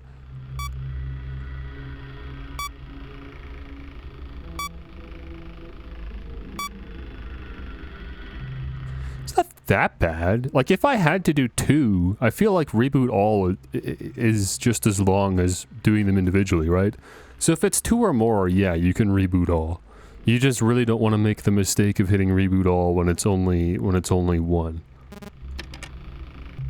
Okay. Oh, right, there's vents. For goodness sakes, man. Oh, this game's a nightmare. I hate this game. So, okay, so the gameplay loop, obviously night 1's free. Once night 2 starts, the point is to find Springtrap in the cameras somewhere, God knows where, and attempt to lure him to a location that would put him several movement spaces away from your location. Oh right, and between every night we get to do this. Because of course we do. But dude, I forgot. Should I be trying to go for the good ending? I mean, I don't want to have to play the game twice. I guess I probably should then, shouldn't I? I should try to go through the events, go through each night in a way that I could actually achieve the good ending. Now, do I have any memory as to how to go about doing that? All I remember is that these little mini games that happen in between the nights do offer clues. Here we go, perfect. So it says Balloon Boy double click, BB double click. So I can't remember, maybe there's a poster or something with Balloon Boy on it, but somewhere in the cameras I got to double click on Balloon Boy. And then there's this sequence, top left, top right, bottom right. Like, I would say 1, 3, 2, 4. And that has to do with... What was it? That's the order that you click on maybe like some TV panels or something? Or it has something to do with the arcade cabinets maybe? I think those are the buttons on the arcade cabinets is what it is. Because there's 4 buttons on the cabinet. So it's saying, you know, top, bottom, top, bottom. Okay. I'm going to try to do that then. It'd be nice to do it to get the good ending if I'm only going to play the game once anyways. We'll try it.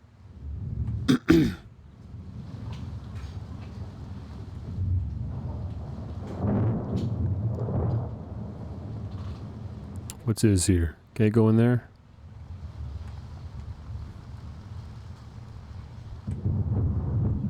Can't go up there? Just an error? And then when I try to walk away... Purple guy. It's purple guy! With slightly more facial detail than in the last game. Oh, okay, the game is just lagging for a minute. Hey man, okay, I have some awesome news for you. First of all, we found some vintage audio training cassettes. Dude, these are like prehistoric. I think they were like training tapes for like other employees or something like that. So I thought we could like have them playing like over the speakers as people walk through the attraction. Dude, that makes it feel legit, man. Where is Springtrap? Trappity Trap. A real one. Oh, there he is. He's in Cam 5. Let's pull him into Cam 8. Okay, I'll leave you with some of this great audio that I found. Did it work? I don't think it worked. He's not in Cam 5 anymore, but he's not here either. Where the heck did he go? Entertainer for Freddy Fazbear's Pizza. These tapes will provide Where the... you with much needed information on how to handle I have no idea where he is. Where's this Balloon Boy? Right now we have 2 specially designed Is there a poster or something somewhere? so please pay close attention Uh-oh. Hang on. operate these suits as accidents, /injury, /death, /irreparable and grotesque maiming can occur. First, we will discuss how to operate the mascots when they are in animatronic form. For ease of operation, the animatronics are set to turn and walk towards sound cues. Oh shoot, hang on.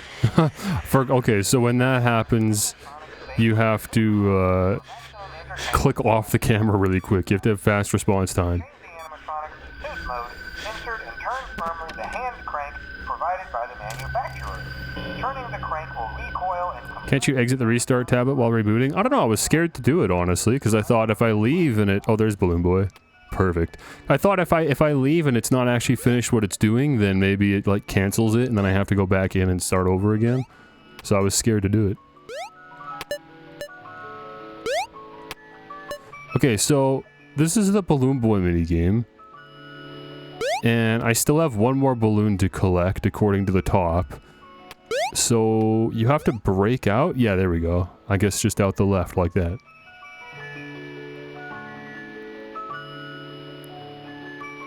Okay. And now I'm here. Don't expect me to remember how to navigate these sequences. I just know that you have to not go to the exit, basically. I don't know what the symbolism is here. I guess this is a tree. And there's 3 little other balloon boys, and they're crying. There's the last balloon.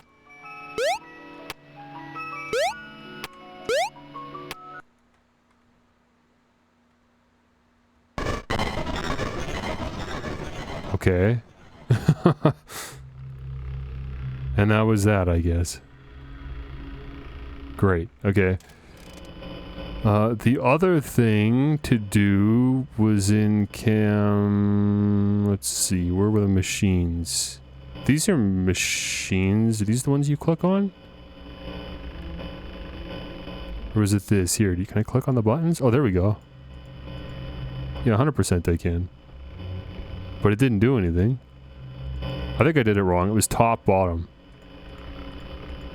Yeah, there we go. Okay, perfect. Now here's another one. Mangle's quest. Okay, that's dangerous. So just grab all the pieces, don't get got.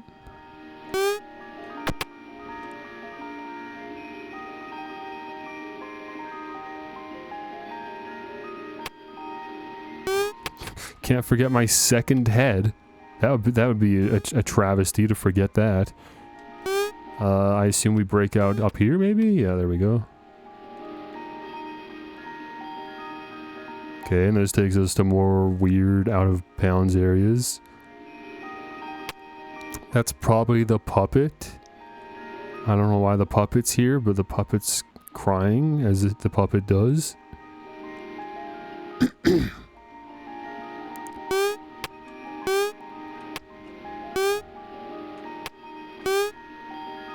I think these are balloons, which means maybe these weren't here before I collected the last balloon with Balloon Boy? I don't know, it's a theory.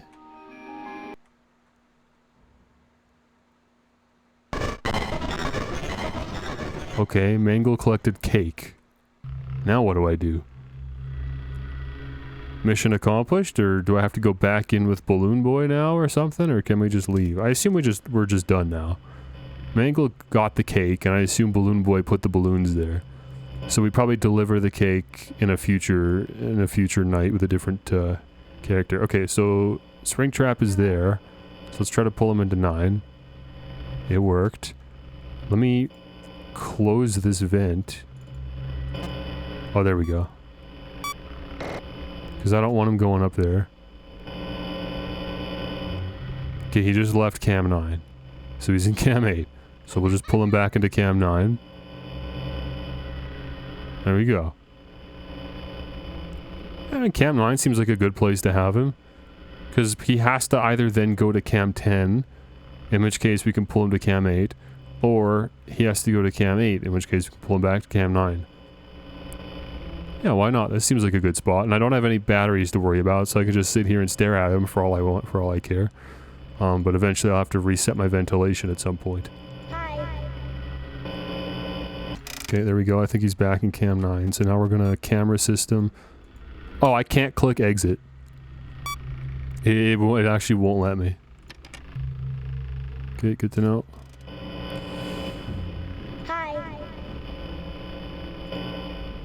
Where is he?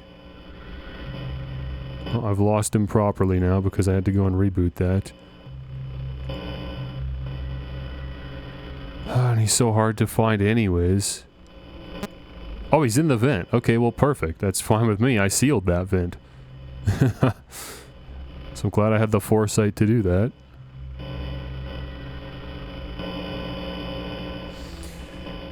I don't like that I've got a level of confidence right now, because I know that this game is not, you know, a game I should have any level of confidence while playing. But night 2, I guess, maybe isn't so bad. We'll see.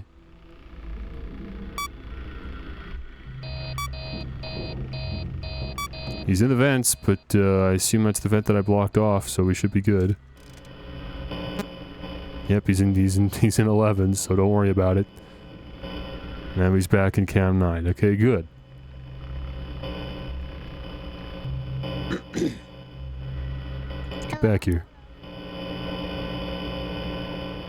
And he's back. Okay. You see him, right? He's here. I don't know how well that shows up on like the YouTube VOD especially, but even on the Twitch stream it might not be that visible. He just left again. Play audio, call him back. There he is, he's chilling. He's stanced up in cam 9.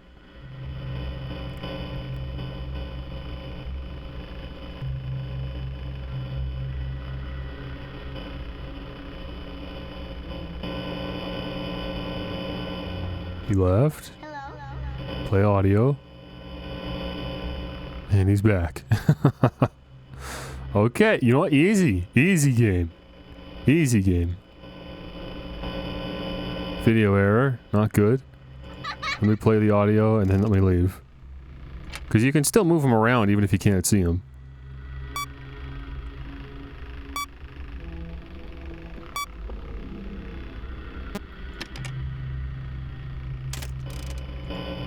Had to tab off really quickly there. He's in cam 8 right now. Uh-oh, audio error. I assume that means the audio lure won't work until I rebuild this.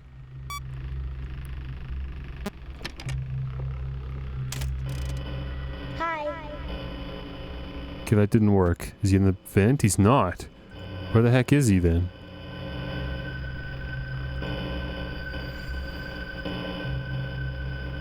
Oh, he's in 5. He's in 5.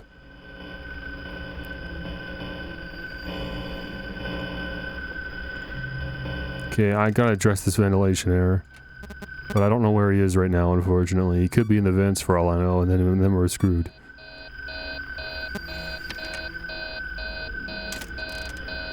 Oh, he's in 8. He's in 8.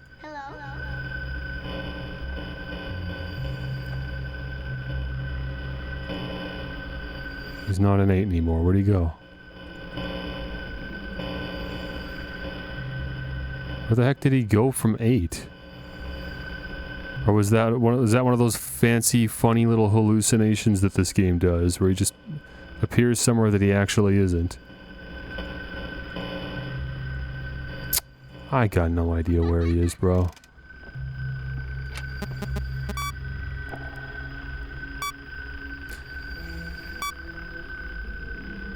It's 5 AM, so we're doing well. But I'm annoyed that I lost him. I thought we were doing good. It takes so long to scan the cameras just to confirm whether he's actually there or not. Okay, he's moving because the cameras are doing that fuzzy thing that they do when he moves. But where is he moving to? I don't see him anywhere. I don't see him in a single one of these. Oh, there he is. He's in cam 3. I saw him in the corner.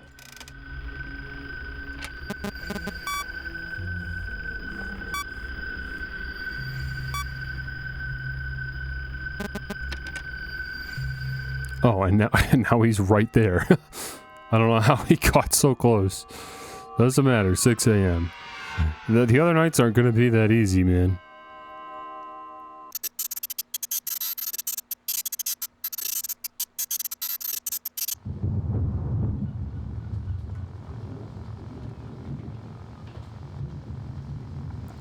Okay, I'm gonna go this way. And I'm gonna go down here. I'm gonna get some more hints. Oh, this is where you just have to click on all the cupcakes. Okay, so I look around the cameras, find all 4 cupcakes, and click on them. That's easy, we can do that.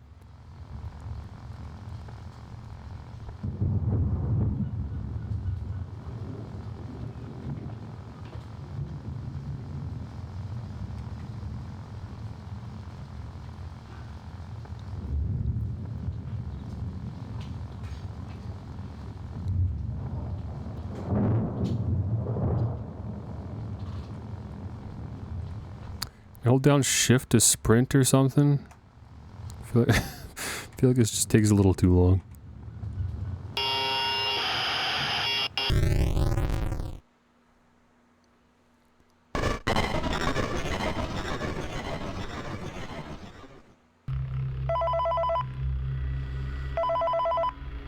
The game like hangs at the beginning of every night.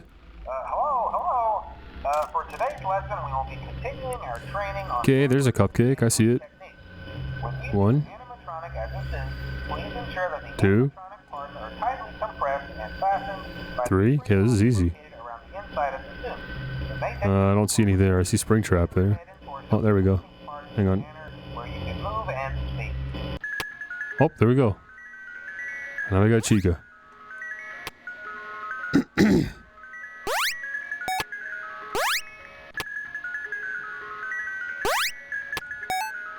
I don't know if I need all the cupcakes or not. I don't remember exactly where to go. Maybe here? Oh. Yeah, no, that worked. There's the balloons. And there's the cake. I assume it's the cake that Mangle got.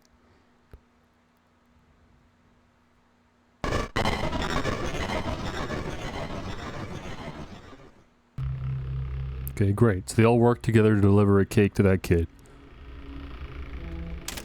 Now I have to find my bearings and try to lure Springtrap around for another fun-filled night. Okay, perfect. Let me lock that vent. If he's in Cam 9 already anyways, that's perfect. I assume you can see the eye there. It's all you can see. It was just the eye. He left. Let me play audio. Pull him right back. There we go.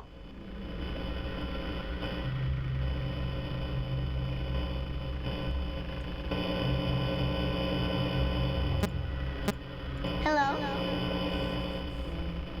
Very good.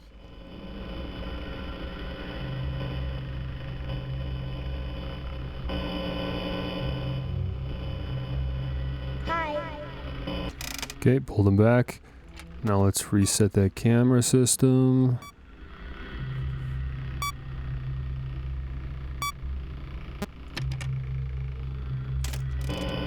Oh, and he just left as soon as I got over here. Pull him back, but there was a... Whoops.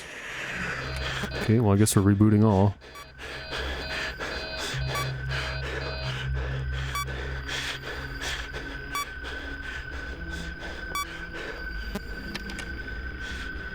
Okay, well obviously I have no idea where he is now. Oh, he's actually just in Cam 8. But I wasn't able to pull him to Cam 9, so where did he go?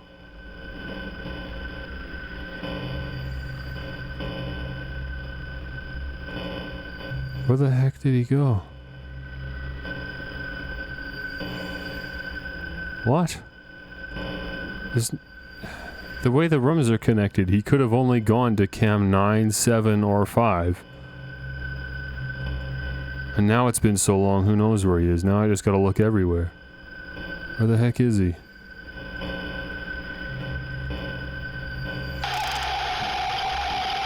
I barely recognized that anything was happening. I assumed you're the one making this noise. Does this matter? Is this a problem at all? Oh, there's an audio error. Oh, and now I'm dead. Okay. I guess he caught up to me during that. He moved pretty fast that night. I gotta hand it to him. I lost him and then it was over, just like that. So do I have to do the Chica thing again? There's no, like, way for me to know whether I would need to do that again or not. Because the cupcakes are still there. I could just click on them all anyways. I should probably just do it again to be safe, right? Doesn't take that long, I guess.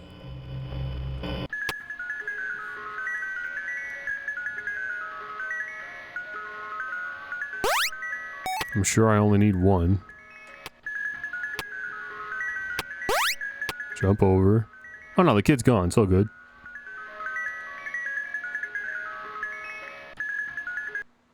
Okay, there was just another exit down there for some reason. Don't worry about it, we're good.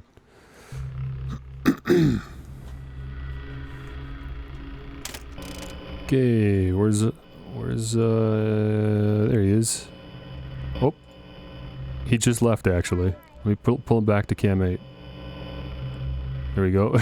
Yeah, he's stanced up. Okay. Let me try to pull him back to cam 9. Perfect. Block this vent. There we go, he's right there.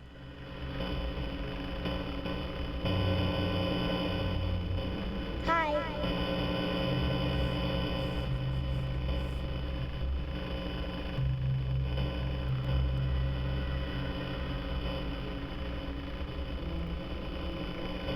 Got my eye on you, bro.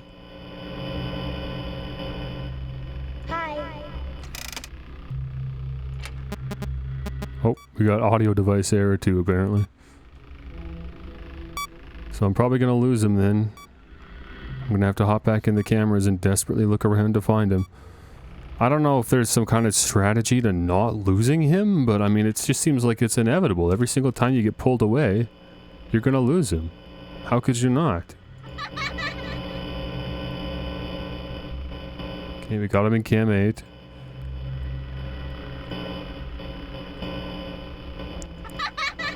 Pull him to cam 9. Never mind, it didn't work. Where is he? Oh, he's in cam 7. I think I see him. Hello. Okay, I'm gonna seal cam 12 then. If he's sitting in cam 7, and I for some reason can't lure him out. Okay, audio error, but I did get him to cam 8, so that's good. It's only 1 a.m. Oh, it's 2 a.m. I heard that. I heard that he moved, but I have no way of knowing where to. Oh, he's in camp 5. Okay. He's not responding. And now I got a video error.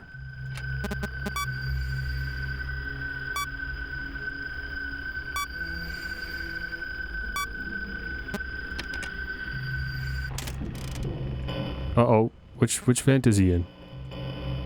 What the heck vent is he in? He's out already. Wherever he went. What vent could he have gone through? Probably the one between... Probably the one between 5 and 1, which would then lead him straight to me. Okay. Either that or he went all the way to the top and then in that vent to the right of cam 10 and then went straight to the office. I don't know. If this was night 5, I'd be like, alright, you know, FNAF 3 is not that bad, I guess. But dude, there's still 2 more nights.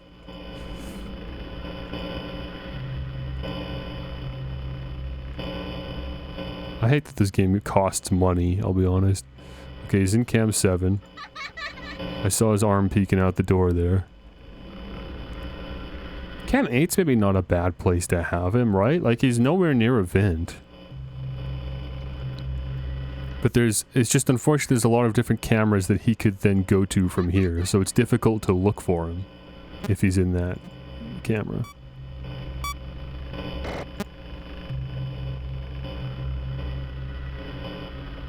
Cam 9's easy because he's only got 2 places he can go. He can try to go in the vent, but it won't lead him anywhere, so he can only go to cam 8 and 10.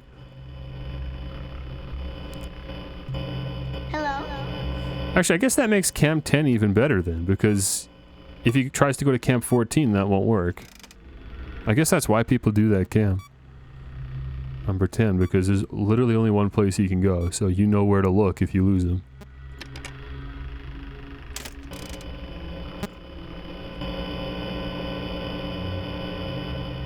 It's fuzzing, so I don't know where he is. Okay, he's in 10 right now. Perfect. He's just standing in the corner. He just left, but he's not in the vent, so I'll just play the audio to pull him back. There's an audio error, so let's try to really quickly deal with this.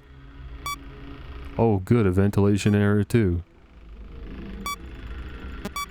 Got no choice, I gotta do that too.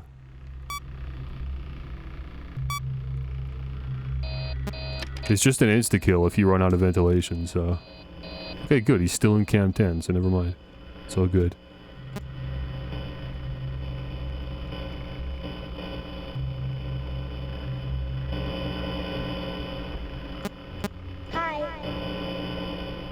Pull him right back. There goes the video.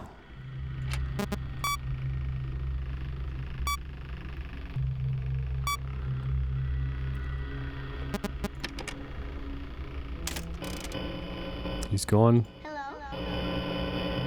He's back. Okay, very good. This is the only way we're going to beat this game, is if we can just corner him like this.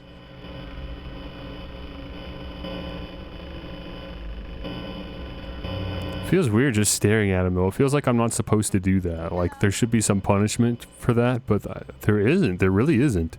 I don't actually have anything to address to outside of the camera until there's an error of some kind that needs to be fixed. Hello?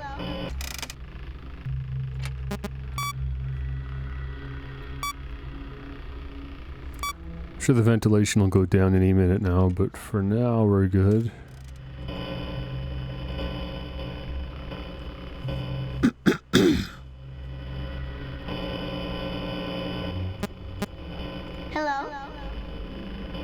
Okay, lost video, and I didn't see it fuzz out either, so I'm actually not sure if that last audio cue worked. So he's probably not actually in cam 10 right now. Which is bad, because I got a ventilation error, and I gotta go close the vent in cam 9 in case he crawls into that. Uh-oh. He probably... Where is he? Where did he go? Yeah, we've lost him officially. This sound effect means he's close to us in some way.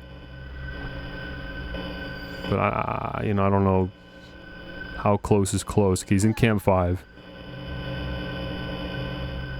Great, I pulled him to cam 8. That's good. See if I can do 9. Seal the vent.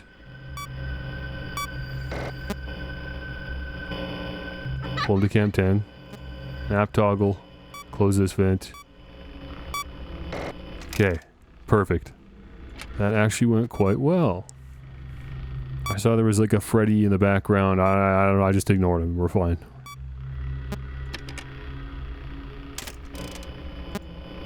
Oh, good. Video error. Perfect.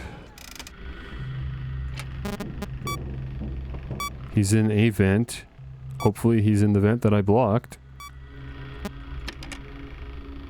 Otherwise we could be in trouble. Yep, we're using the vent that I blocked. Still good. If I didn't block that vent, it'd be a one-shot. I'd be toast.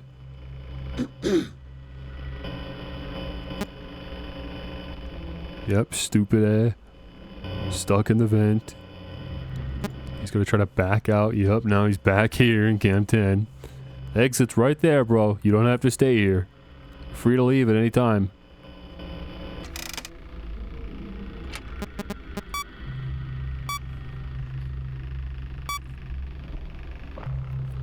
Should have refilled my water during the BRB. I don't actually have much left.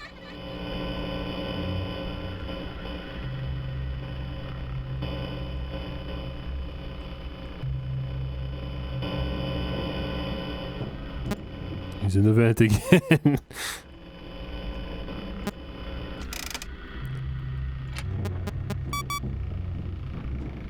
I think he's just climbed back out. All good, 6 a.m. Okay.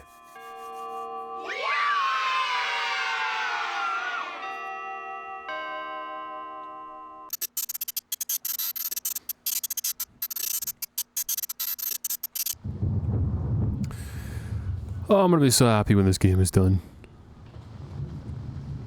Okay, Chica, let's go see what we gotta do. As far as I remember, the only other thing we have to do is to input that code in the wall tiles, which is 395248.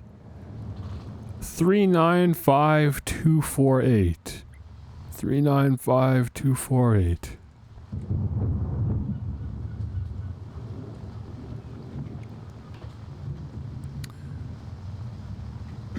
I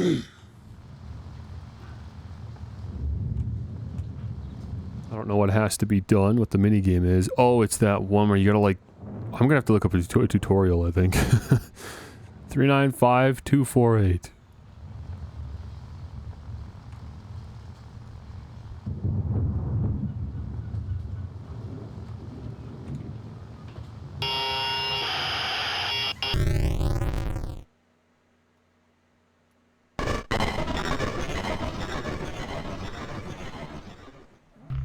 actually, I've got a visual guide right here. Perfect.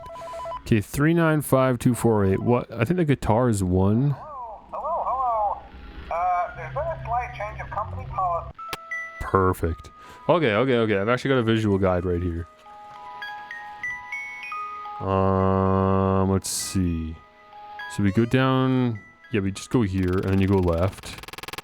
What was that puzzle? Dude, don't ask. It's honestly one of the dumbest things. I've thought about this. If I could ask Scott Cawthon one thing, like literally any question, most people would ask something about the lore, not me. I would ask what he was thinking when he made that. It's the dumbest puzzle. The other ones made sense.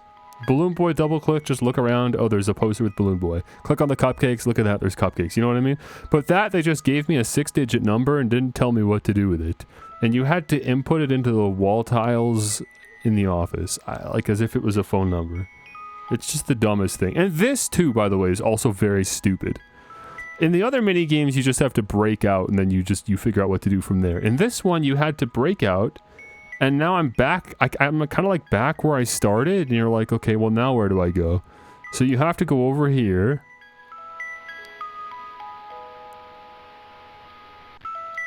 Go over here. Now you have to climb up this wall. Now you have to jump to the left to go up here. Jump up. Where is it? There it is. There's a spot to break through there. Then you go here. Then you jump up this wall. I'm not pulling your leg. You have to do all this. Break in here. Go to the left. Go over here. Jump. Break in here. And here's the kid. How? It's stupid. It's dumb. Everything up to this point is reasonable, and then just reason is thrown out the window. But that's what I had to do. More impressed that I remembered that? I didn't. I had a visual guide. I've got a I've got a book here. It's called The Ultimate Guide to Five Nights at Freddy's. And in the FNAF 3 section, there's a little map that shows you how to do that section. Very useful. Very helpful, I gotta say. Speaking of which, let me defer to the guide to see what do I do now. Is that it? Are we done? Oh, never mind. There's still something I have to do on the next night. Okay. I'm probably dead, but whatever. I'll do the ventilation.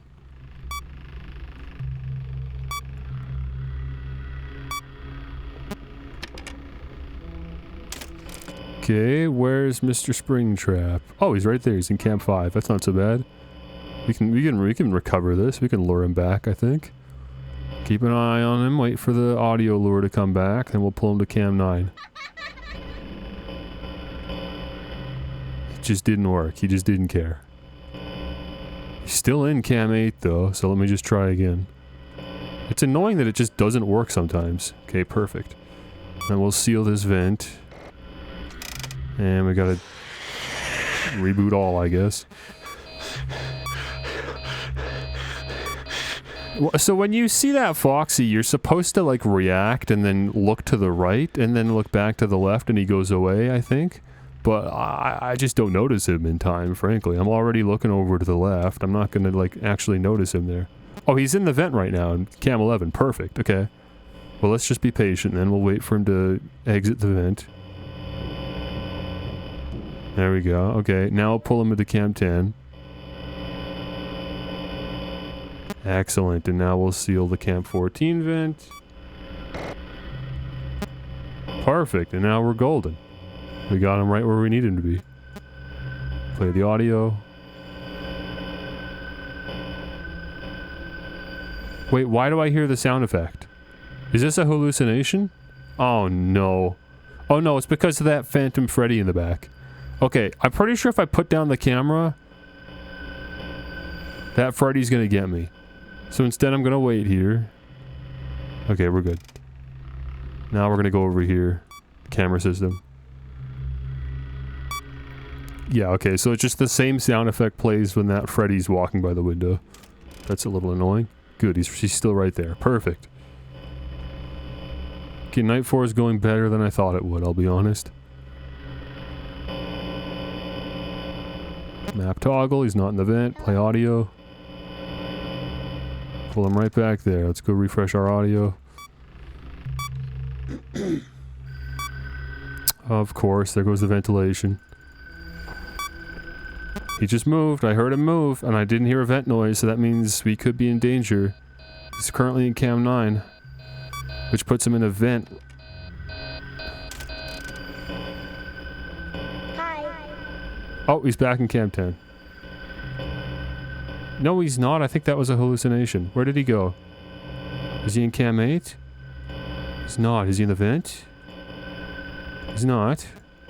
Dude, where the heck is he? Oh no, now is not the time for a video error, man. I've got no idea where he is.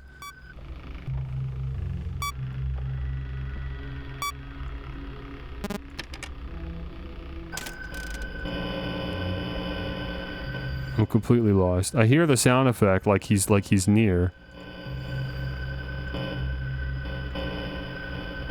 Oh, he's in camp 5. He's in camp 5. Perfect. Okay, there we go. Pulled him back to 8. Don't know why it's still playing that sound effect. He shouldn't be playing that sound effect if he's in cam 8.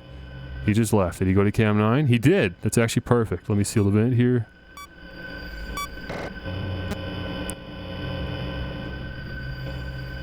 Where'd he go now?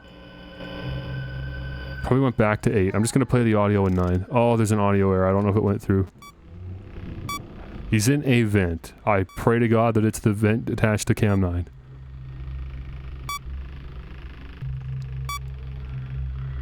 It's already 4 a.m., man. I would love to just have this done. Oh, the ventilation error. Did that get cleaned up? Dude, it did. That's perfect. Yeah, he totally went in the cam 9 vent. That's perfect. Okay, let's pull him to cam 10. Yes! Okay, this is going really well. We got him right where we need him. It's 4 a.m.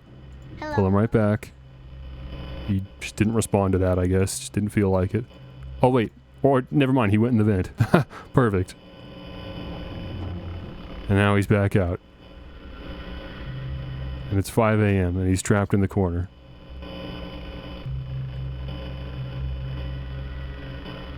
I can take a video error. I'm just gonna sit here and wait. Wait for the static.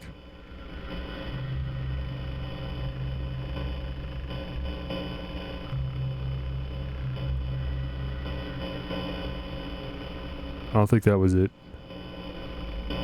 That's it, right there. I think he just went in the vent, but I'm gonna play the audio anyways, and we'll just reboot all. I think that's it. I think we're basically safe now.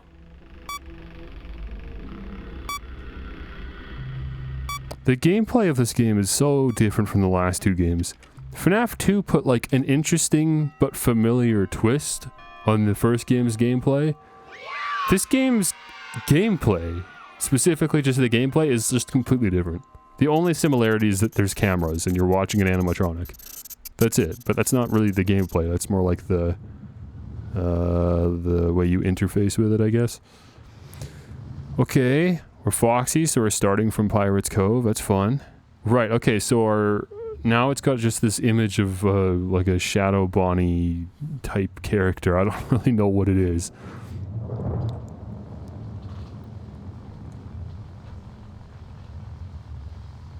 I guess... No. I was trying to theorize what this is. I guess what's happening is, because the Freddy suit is purple, the implication's pretty clear that that's just supposed to be Purple Guy disguised as an animatronic, and he's somehow managing to lure the other animatronics. I don't know how.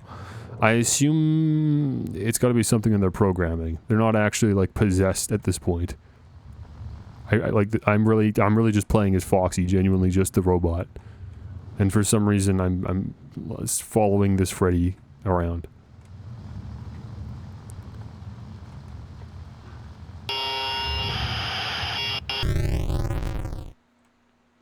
I don't know why Purple Guy's attacking animatronics. Unless maybe that's all symbolism? And you're actually playing as the kids that are being lured into the back room and then being killed? And they're just using the animatronics to represent that? Okay, there was a, I don't know if you saw, there was a, you can barely see it, but there's a statue of Bonnie on the desk, and he's very dark, and if you double click him, then it takes you to this. Now what do I do? Let me consult the ultimate guide to Five Nights at Freddy's. I'm glad I picked this up. I saw it in a Walmart one day, a couple of years ago. I just randomly grabbed it. W pickup, honestly. Let me see, what do you do?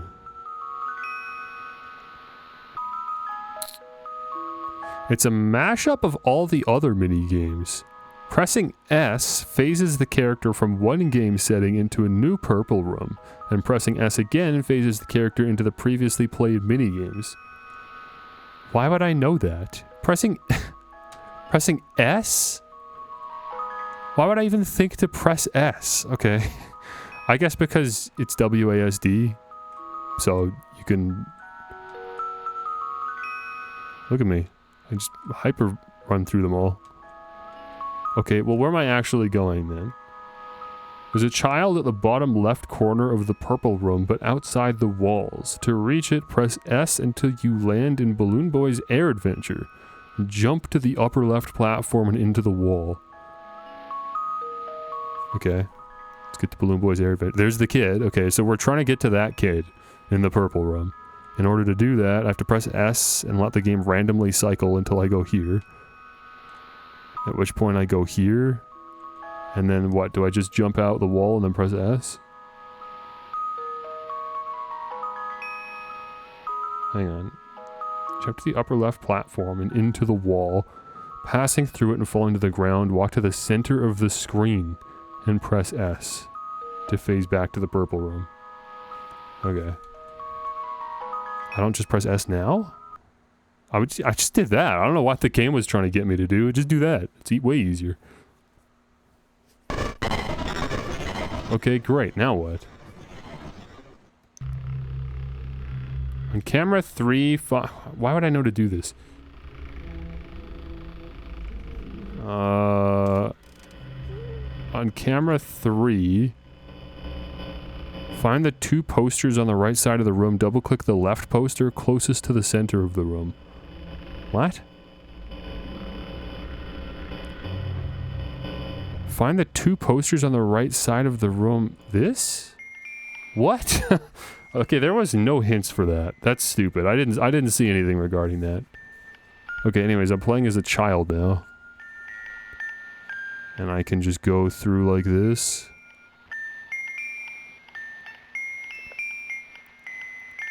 And then what? Go here? I don't actually know what we're doing.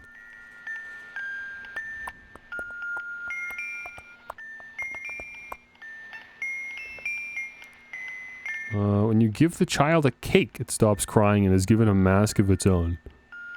How do I give the child a cake?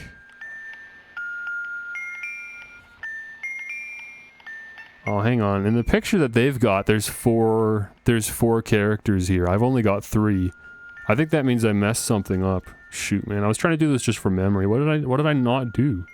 Oh, Balloon Boy did have a cake to give. You actually did have to go back into it and play through it again, and then Balloon Boy would give a cake. Dude. Can I just do that now? I mean, the Balloon Boy poster's probably not gone. Let's find out. If it's gone though, then yeah, I'll have to play through the whole game again, which I'm not doing. Not today. Maybe I'll do it in my own time or something, but I don't even feel the urge to stream it. I just don't like this game. I'm not gonna subject everyone to that. I'm already on night 5. I'd rather just get the heck out of here. Let me see. Where was the Balloon Boy poster? It was in... Oh, there it is. Okay, good. We can just do it from here. Perfect.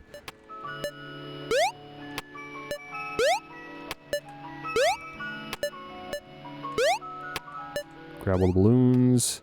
I don't know where the kid is, though. I assume we just go through the same sequence of events again. Oh, here we go. There's balloons now. And we just follow these.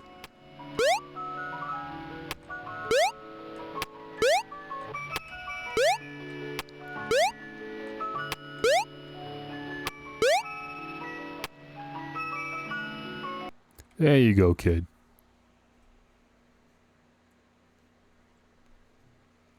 I really, really, really like the spirit of these mini games. I like what the idea of what we're trying to do. I think it's cool, and I like that they're being done through the mini games.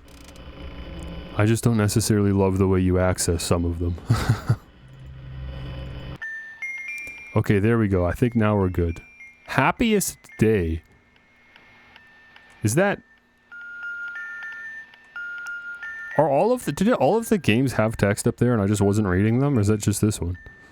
I don't know. I'm not observant enough to piece things together while I'm playing. I'd have to like run the footage back. There we go, I put cake on the table for the crying kid, and he put on a little Freddy mask, and then the spirits are all, I guess, put to rest, and I was the puppet all along. I don't know, there's something here, there's some kind of story here. That's really cool, I just gotta figure it out. Put them together. Yeah, they all had names. Okay, so Happiest Day is just the name of this game then, I guess. I wasn't sure if that was supposed to be like a banner in the restaurant that said Happiest Day or something. Okay, perfect. Well, now if I just beat Night 5, we should theoretically get the good ending. But of course, that's the hardest part, is beating Night 5. Let's pull him into Cam 9, close the vent. Perfect.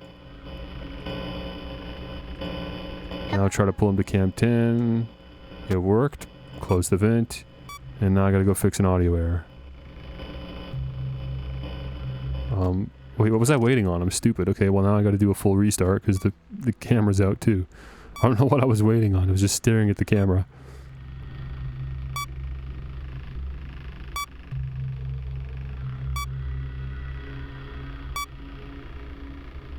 Holy cow, man.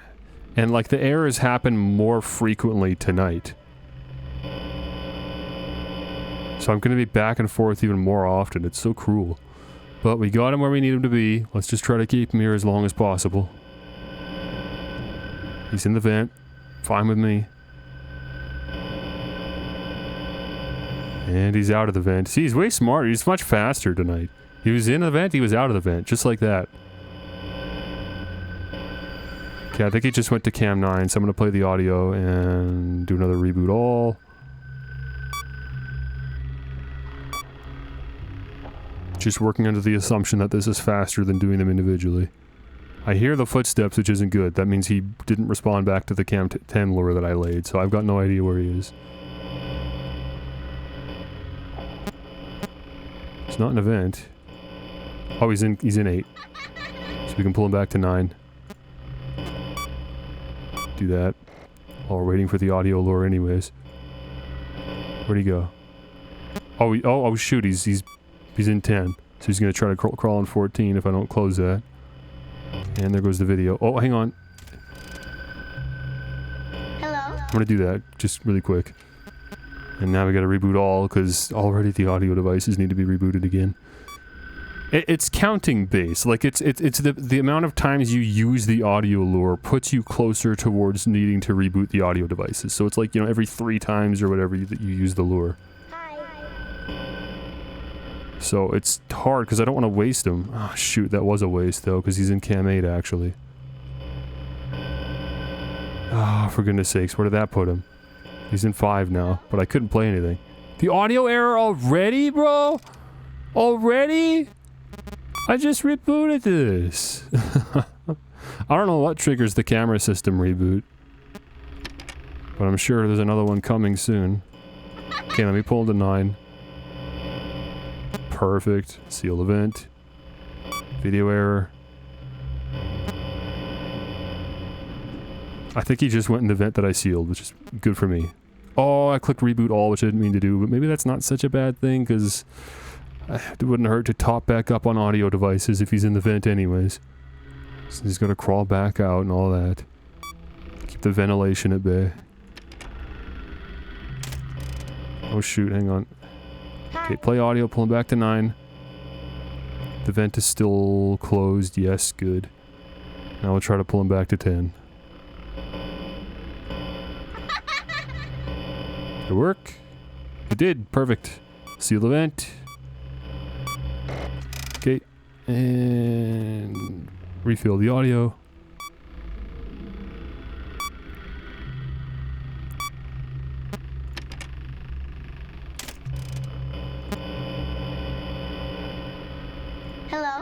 Pull it back to 10. Video error.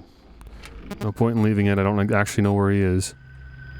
But that sound effect's playing, which means he's closer than I'd like him to be.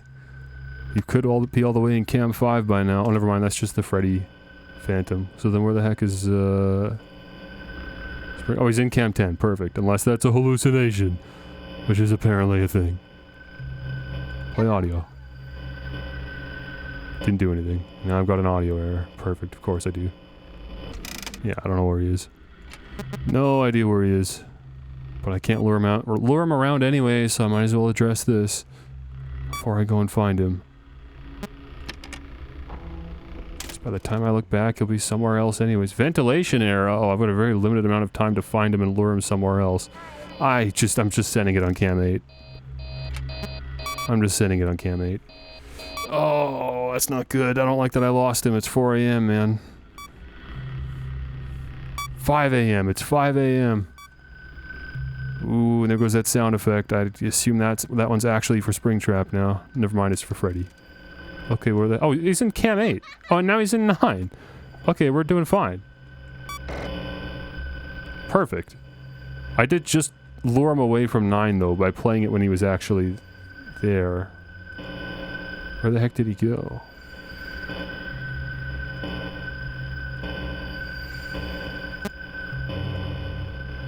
I don't hear him in the vent. Oh no, come on, man. Hello. Ah, dude. No, I lost him. I've lost him properly now. I had him. He was right there. He was in 9, and I went and played the audio because I didn't see him in time. I just heard him shuffle around. So he's not in the vents. He's walking around somewhere. And he's close enough to be triggering this audio cue. Oh. Okay, that was 6 a.m. Never mind. Dude. Oh. I probably didn't make the game look that hard, did I? Because I managed to beat most nights first try / second try at least. I don't know. I feel like I got lucky. But I guess I do know the game better now than maybe when I played it the first time. Still don't like it. Maybe it was the higher difficulties that are harder. The problem is, I remember... So the main thing I hate about this game... The thing that like really frustrated me was learning about the hallucination mechanic. That apparently it is possible for you to hallucinate that you're seeing Springtrap in the cameras. So you're sitting here, you're looking at Springtrap, you're like, good, I can see him, he's in Cam 9, and then you die. And it turns out that you were actually staring at a hallucination. I mean, that's so just so stupid. Why is that a game mechanic? That's so frustrating. And there's no indication. It's not like it's supposed to get you because you just weren't paying close enough attention. Like, there's no visual difference. There's no auditory cue that you're currently looking at a hallucination, you know? Hey, we got the good ending. I don't think it plays this music unless you got the good ending.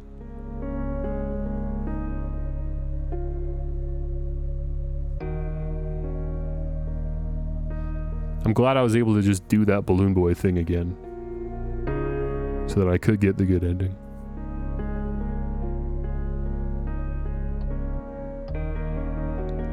So this, okay, when Five Nights at Freddy's 3 came out, my understanding is that this was supposed to be the last FNAF game. So when it says the end, this actually was supposed to be the end of the story, which means that at this point, you could put together the entire story of Five Nights at Freddy's as it was originally meant to be, you know, told, which is really interesting. So I wonder, you know, how different the story is now versus what it theoretically would have been in 15? After just a year? Okay, I got 2 stars. I had 0 stars, so I assume 1 star is for beating the game, but the 2nd star is for getting the good ending. So I just ended up knocking them both out together. Okay, cool. Well then, honestly, yeah, I'm satisfied because I got 2 stars in the other games as well for beating the game and then beating the 6th night. So I guess in this game, instead of there being a 6th night, it's just that. But also there is a 6th night. It's called Nightmare. So what, does this not give me a star? Does Nightmare not give you a star? How do you get the 3rd star then? Do you have to turn on all the the cheats, which I haven't even unlocked yet. Probably. Okay, this is the same animatronic, just for the record. So I'm toggling between 1 and 2 on the animatronics menu. These are the same. It's just zoomed in a little bit. That's Phantom Foxy in mid-jump, so he looks kind of short, but he's actually just bending his legs. I don't know why that's the picture we chose. There's Phantom Balloon Boy, which did manage to get me once. I'll give him that. Phantom Chica, we did not even see. I don't know how you trigger Phantom Chica. Phantom Freddy, he walked by the office a couple times, but I never triggered him. And Phantom Puppet, which I also did not end up seeing.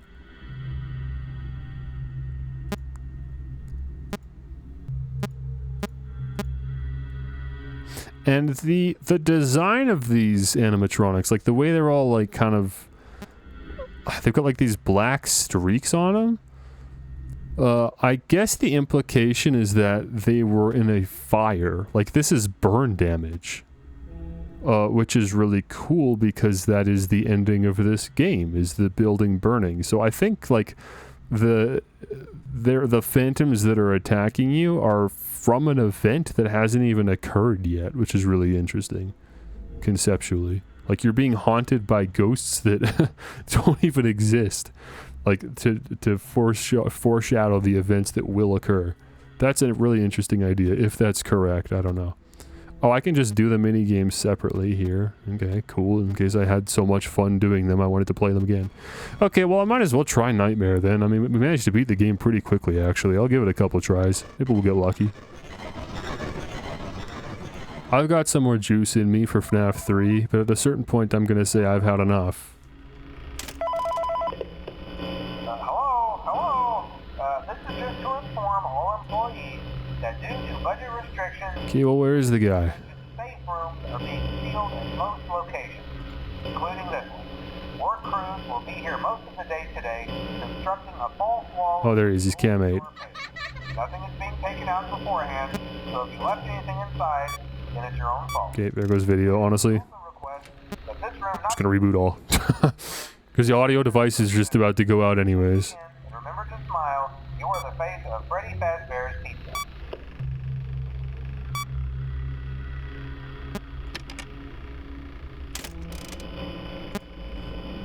Wait, I sealed that, didn't I? What? Well, I'm lucky that nothing happened. Where is he? Oh, good, he's right there. So we'll seal that quick. Okay, we've got him where we want him. We just need to try to keep him there.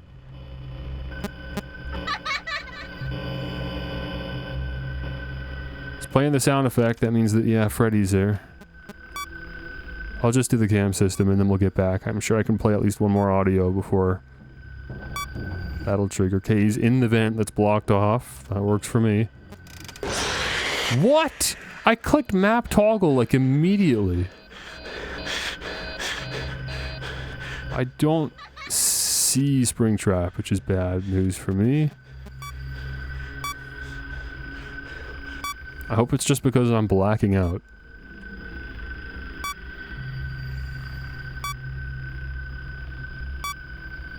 I guess maybe that doesn't work if you're trying to get rid of Balloon Boy. If you click on the ventilation cam.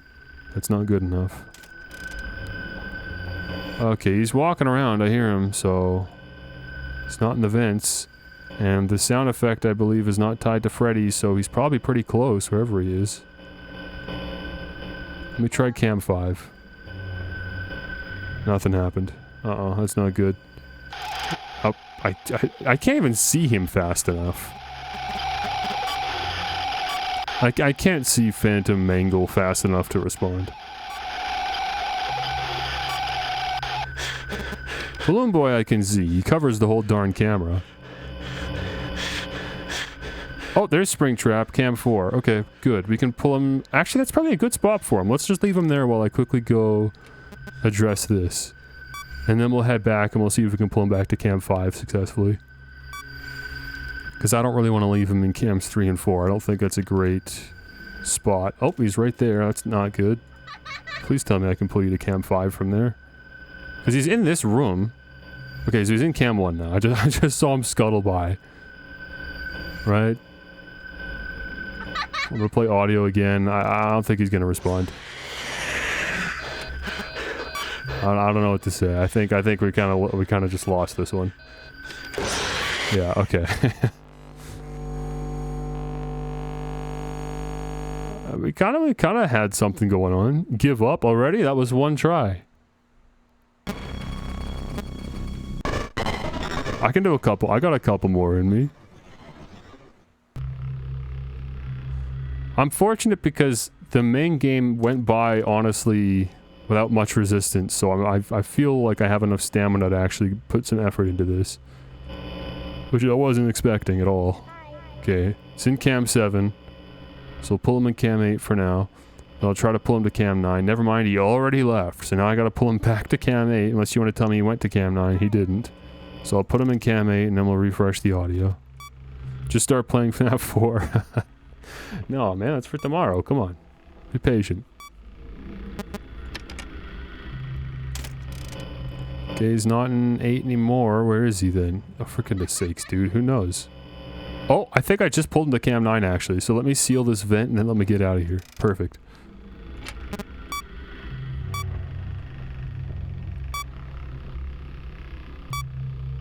I don't hear footsteps. I hear some kind of, like, groaning? I don't know what that is. Is that him moving? Oh, hello. Oh. Wait, hold on. You. Come here. Come here. Trigger. Trigger. Trigger. I'm gonna reset the ventilation anyways. There. Okay. I don't know why he wasn't triggering. So I wasn't about to go eat that right after I fixed the ventilation.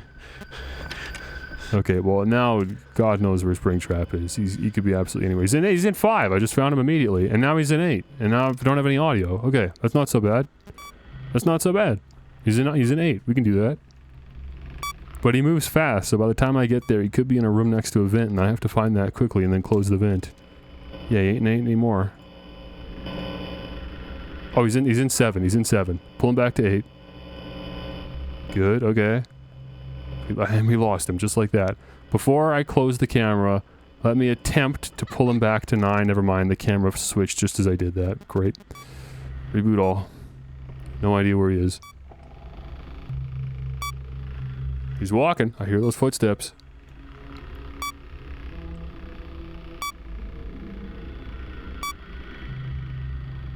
Holy, that takes a long time. Does it take longer on the later nights? Am I crazy? Okay, let me try to pull him to Camp 5. That actually worked. Okay, good. Good news. We know where he is. I would love to close this vent. And try to pull him to 8. Audio error. Okay, but I think he did make it to 8 before the audio error happened, so... He should still be there when I come back. Never mind, I think I just heard footsteps. Yep, and now it's doing the thing again, so he's probably back in Camp 5, so let me just play 8.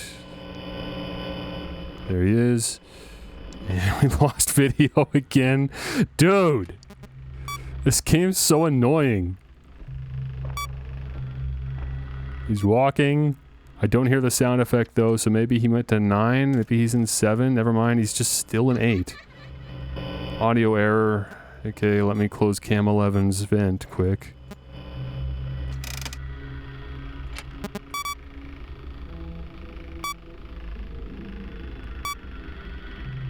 As hectic as this is, it is 3 a.m. and he's in Cam 9 and we know that, so that's pretty good compared to most times I do this. Pull him back to 9. Double check the vent's closed. It is. Did he go in the vent? Nope. Where did he go? Cam 8, Cam 10, who knows? I'm just gonna pull him back to Cam 9, just to be safe. Reboot all. Oh. Okay, that sound effect again. I don't know if that's Freddy or if that's Springtrap.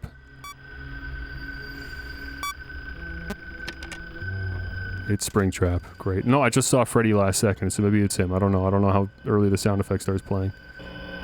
Oh, he just ran by. Okay. Bad news, guys. Bad news. Well, let's see if I can pull him to Cam 1 at least. Did that work? Is that a thing? No? Like, is it hopeless? Do I just lose now? Oh? I think I actually pulled into cam 1. Oh, never mind. I don't know why it was fuzzing out then. Well, at this point I just have to wait. I just have to wait until 6 a.m. It's not gonna work. Ventilation's gonna pop any minute. I'll make it to 5, but I'm not making it to 6. I can't pull up the camera, because then he's just gonna come and get me. If it's just a good second or two after I pull it up. Time's just inching by, look at this. Yeah, now it's 5 a.m. Little late, bro. I can't hold out till 6. If I'd made it an extra hour further than that, though, that actually would have clutched. We would have made it.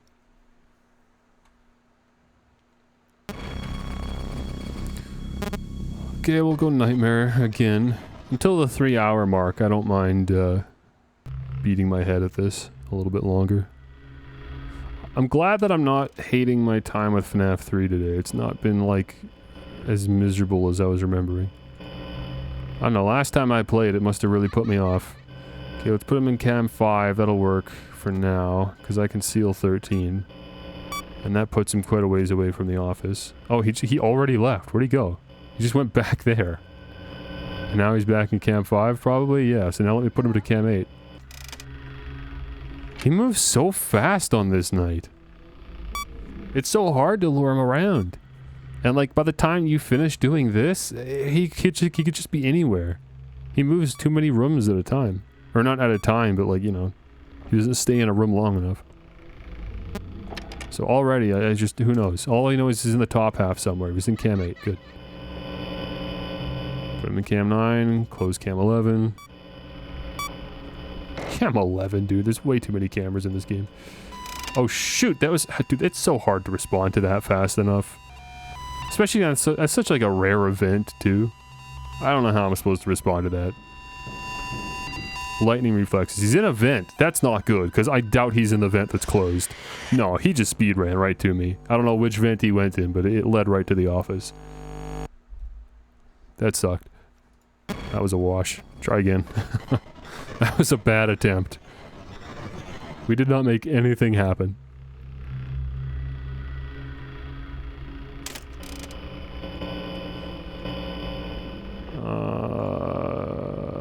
Where is he? Yeah, there he is. He's in 7. You can put him in 8. Am I gonna get my audio back before he leaves? Nope. He just left. Where'd he go? Oh, he went to 9. Okay, he didn't go in there. I don't know where he went then, so I'm gonna pull him back to 9, seal 11, and then go reset everything. It's not gonna buy me much time, but something. Hopefully he doesn't go to cam 10 and then crawl through that vent. But he's allowed to go to cam 10 and just hang out if he wants. Okay, he just left cam 9. Where'd he go? 8. Pull him back to 9. Wait for the audio. Freddy's out there. Okay, he moved again. Shoot. Okay, I actually responded fast enough. He's in the cam 11 vent. Perfect. And I lost my video. I kind of need that.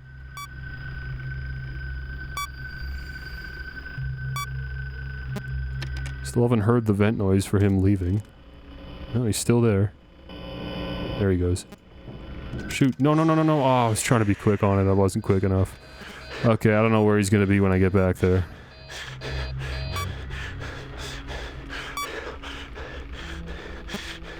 Probably 8. No, not even 8. Where is he? 5 probably? Yeah, there he is. Okay, I pulled him back to 8, but now we got an audio error, so I gotta fix that. That's probably not Springtrap, that sound effect, right? Oh, it is. Is he in 5? Okay, he was in 5. That's fine then. Oh, I just pulled you back to 8 and he just immediately left. Hello? That's so annoying. Oh. Okay, he's currently in 8. If I hear the ringing again, then he's in 5.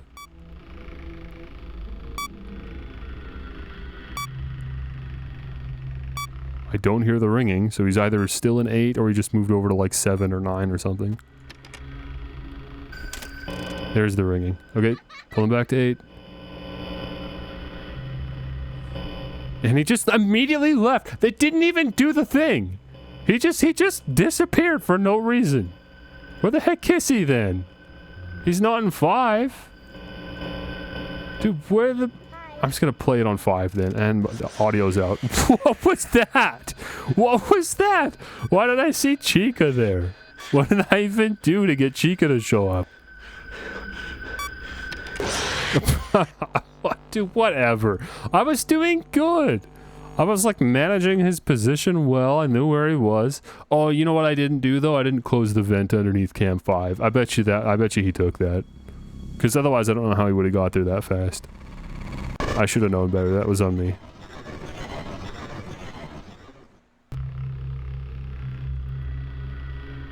Why does the game hang at the beginning of every night? That's so weird. This game is too, like, light to be doing that. I hear the ringing. I don't see him. I want to pull him to cam 5. I'm sure he's within proximity. Yeah, there we go. Now let me toggle and close that 13 vent. Not make that mistake again. He just left again, and I don't know, God knows where he is. Let me just play 8. Wishful thinking, I know.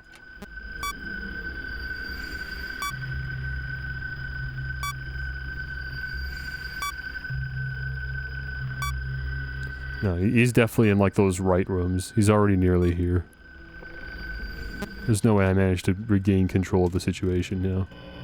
I'm gonna play 5. I don't think he's close enough though. No, I don't know where he is. He's gotta be over here somewhere. 3 or 4. Maybe he's back in 2 now. I don't know. He's probably just outside the office. I think I already lost. Okay, cool. Yep, hey bro, I see you. You wanna play hide and seek? You play peekaboo?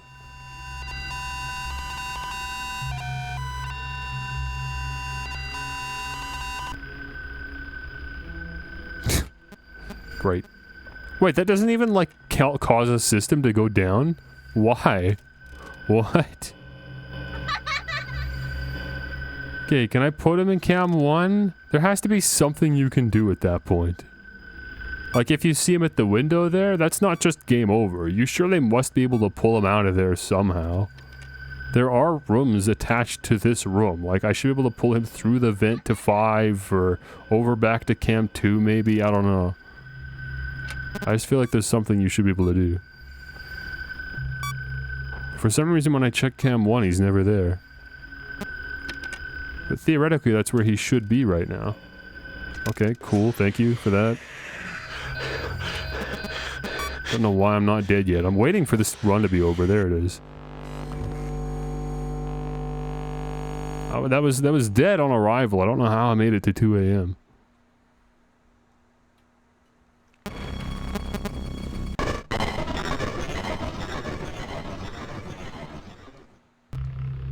Why is Windows security annoying me right now?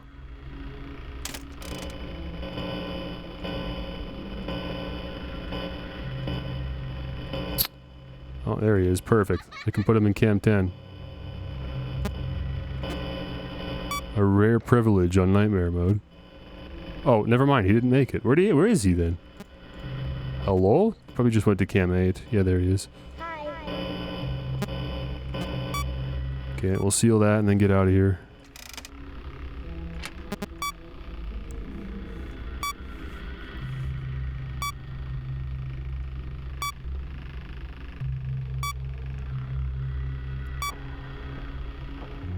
He's shuffling. Where to? Cam 8? Sure enough. No, I thought I tabbed over to cam 9. No, where'd he go then? Oh, he actually went to cam 9. Okay, I got lucky. Let's pull him to cam 10. Seal event. Get the heck out of here.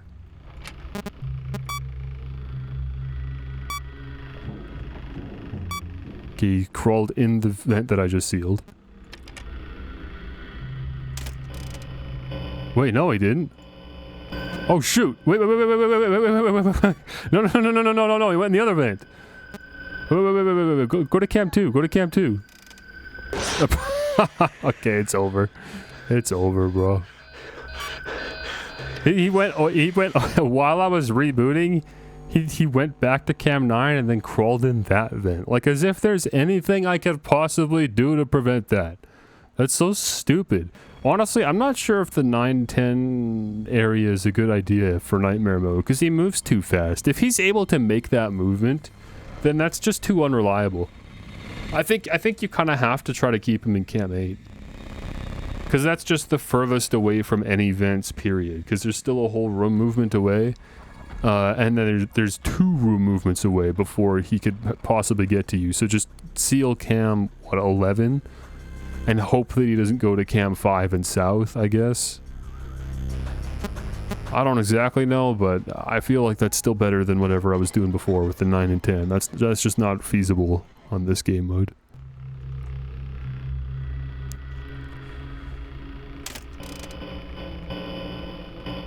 Where are you, buddy? 7, maybe? Oh, there you are. Okay, so let's pull him into Cam 8. I probably could have just left him. He would have come here on his own at some point. And now I'm gonna seal this vent. And we're gonna try to keep him in Cam 8. Unfortunately, he could go to Cam 9. And then come straight to the office, but I just don't think it's likely. I think generally he moves south.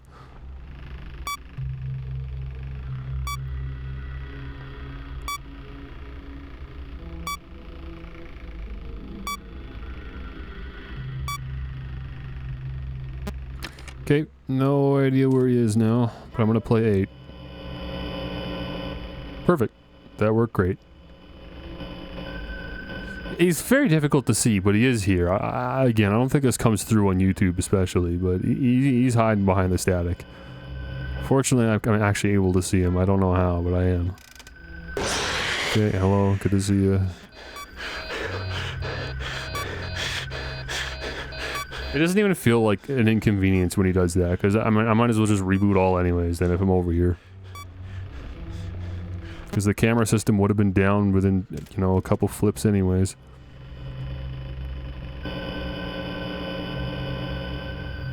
Hello? Get back here.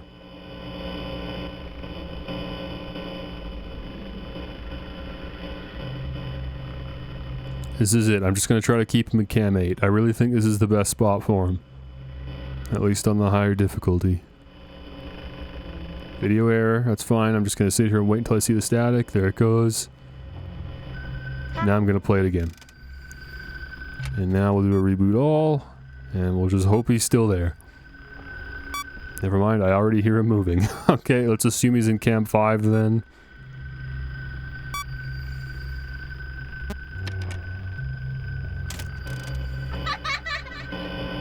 Yes. Pulled him back to 8. Good.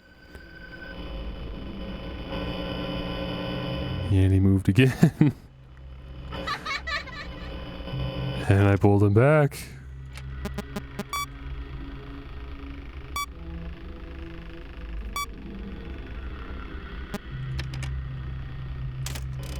Still there. Okay, toggle the map. Yeah, I just wanted to make sure I had the right vent closed. Don't know where he went, but it doesn't matter because I can just play audio on Cam 8 and that'll pull him back, and that's a video error, but I just recently sent him, so I can afford to go over here and fix it. He just moved again, so he's probably in Cam 5. So let me call him back to 8. There's an audio error, that's okay.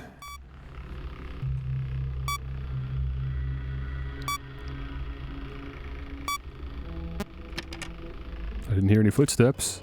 Oh, he just left. Hello? Let's pull him back. Okay, 3 a.m. going well. There he goes again. Hello? He's getting very fed up with this, but so am I.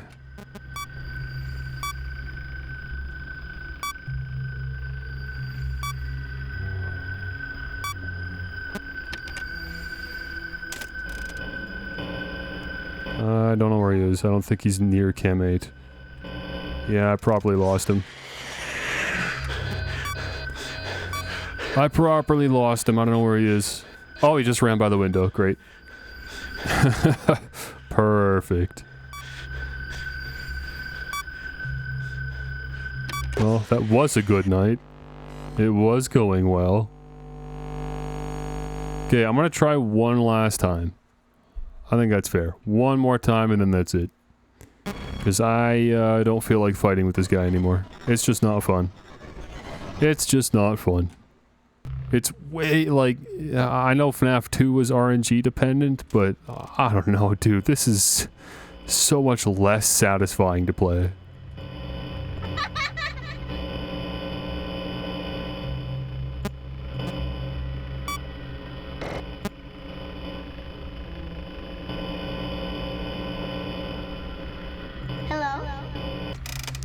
I just feel like there's such a low, like, skill ceiling for this game. Like, it's so easy to play, mechanically. So the challenge can only come from luck. And it's just not fun at all. Okay, there goes the video error. What does the book say about nightmare mode? I don't know. I'll have to check it out after this, I suppose. Sure, it doesn't say anything of value.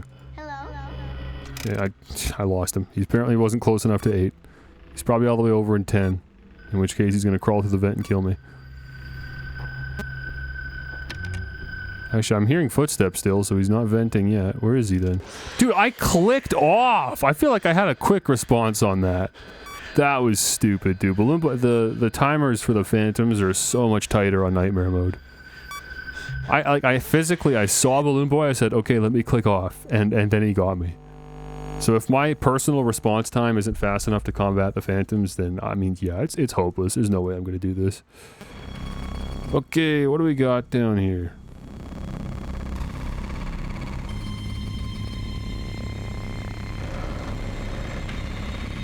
What's this silly little book have to say for us? Let me see. Oh, here we go. Nightmare mode.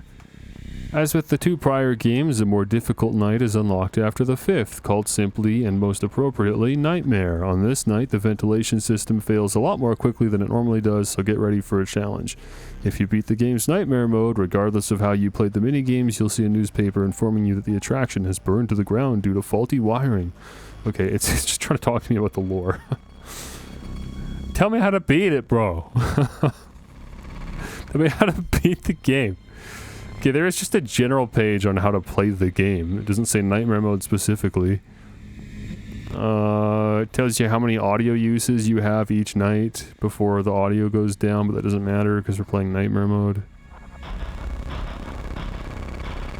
Note that it takes about 5 seconds each to restart the camera's audio or ventilation. Or ventilation, period. 1+? Is that what it says? Oh, that's a T. I don't know, I don't like the font in this game. It takes about 9 seconds to reboot them all at once. So if 2 or more systems go down, we recommend rebooting everything. Great, well I already figured that out myself. So yeah, the game's got nothing for me, bro. And then it's got a map that shows where all the cupcakes are and how to unlock all the secret lore. Tell me how to play the game!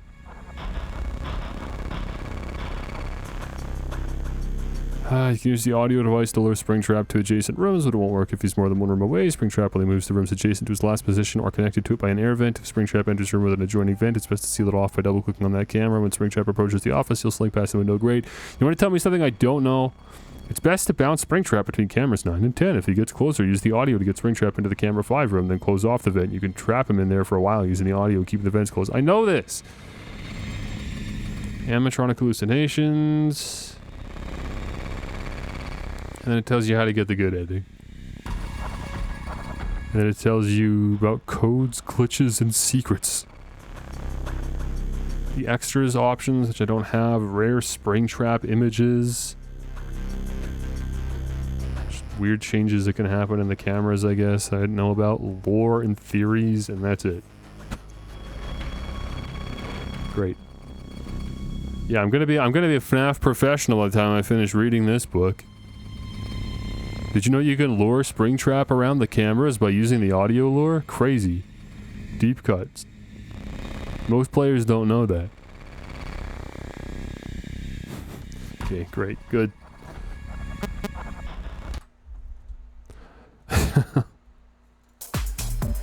And that was Five Nights at Freddy's 3. Good riddance.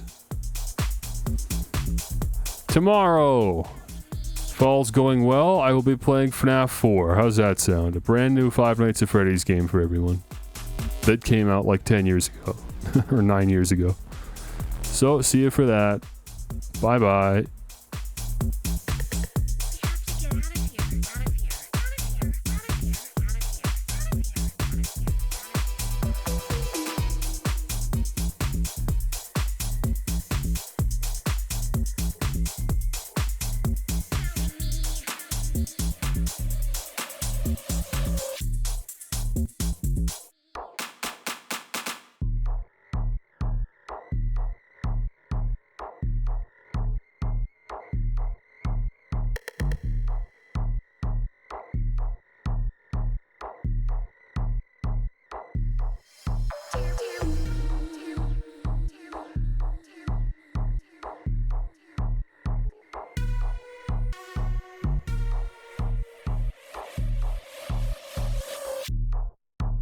And it's what my cutie Mark is telling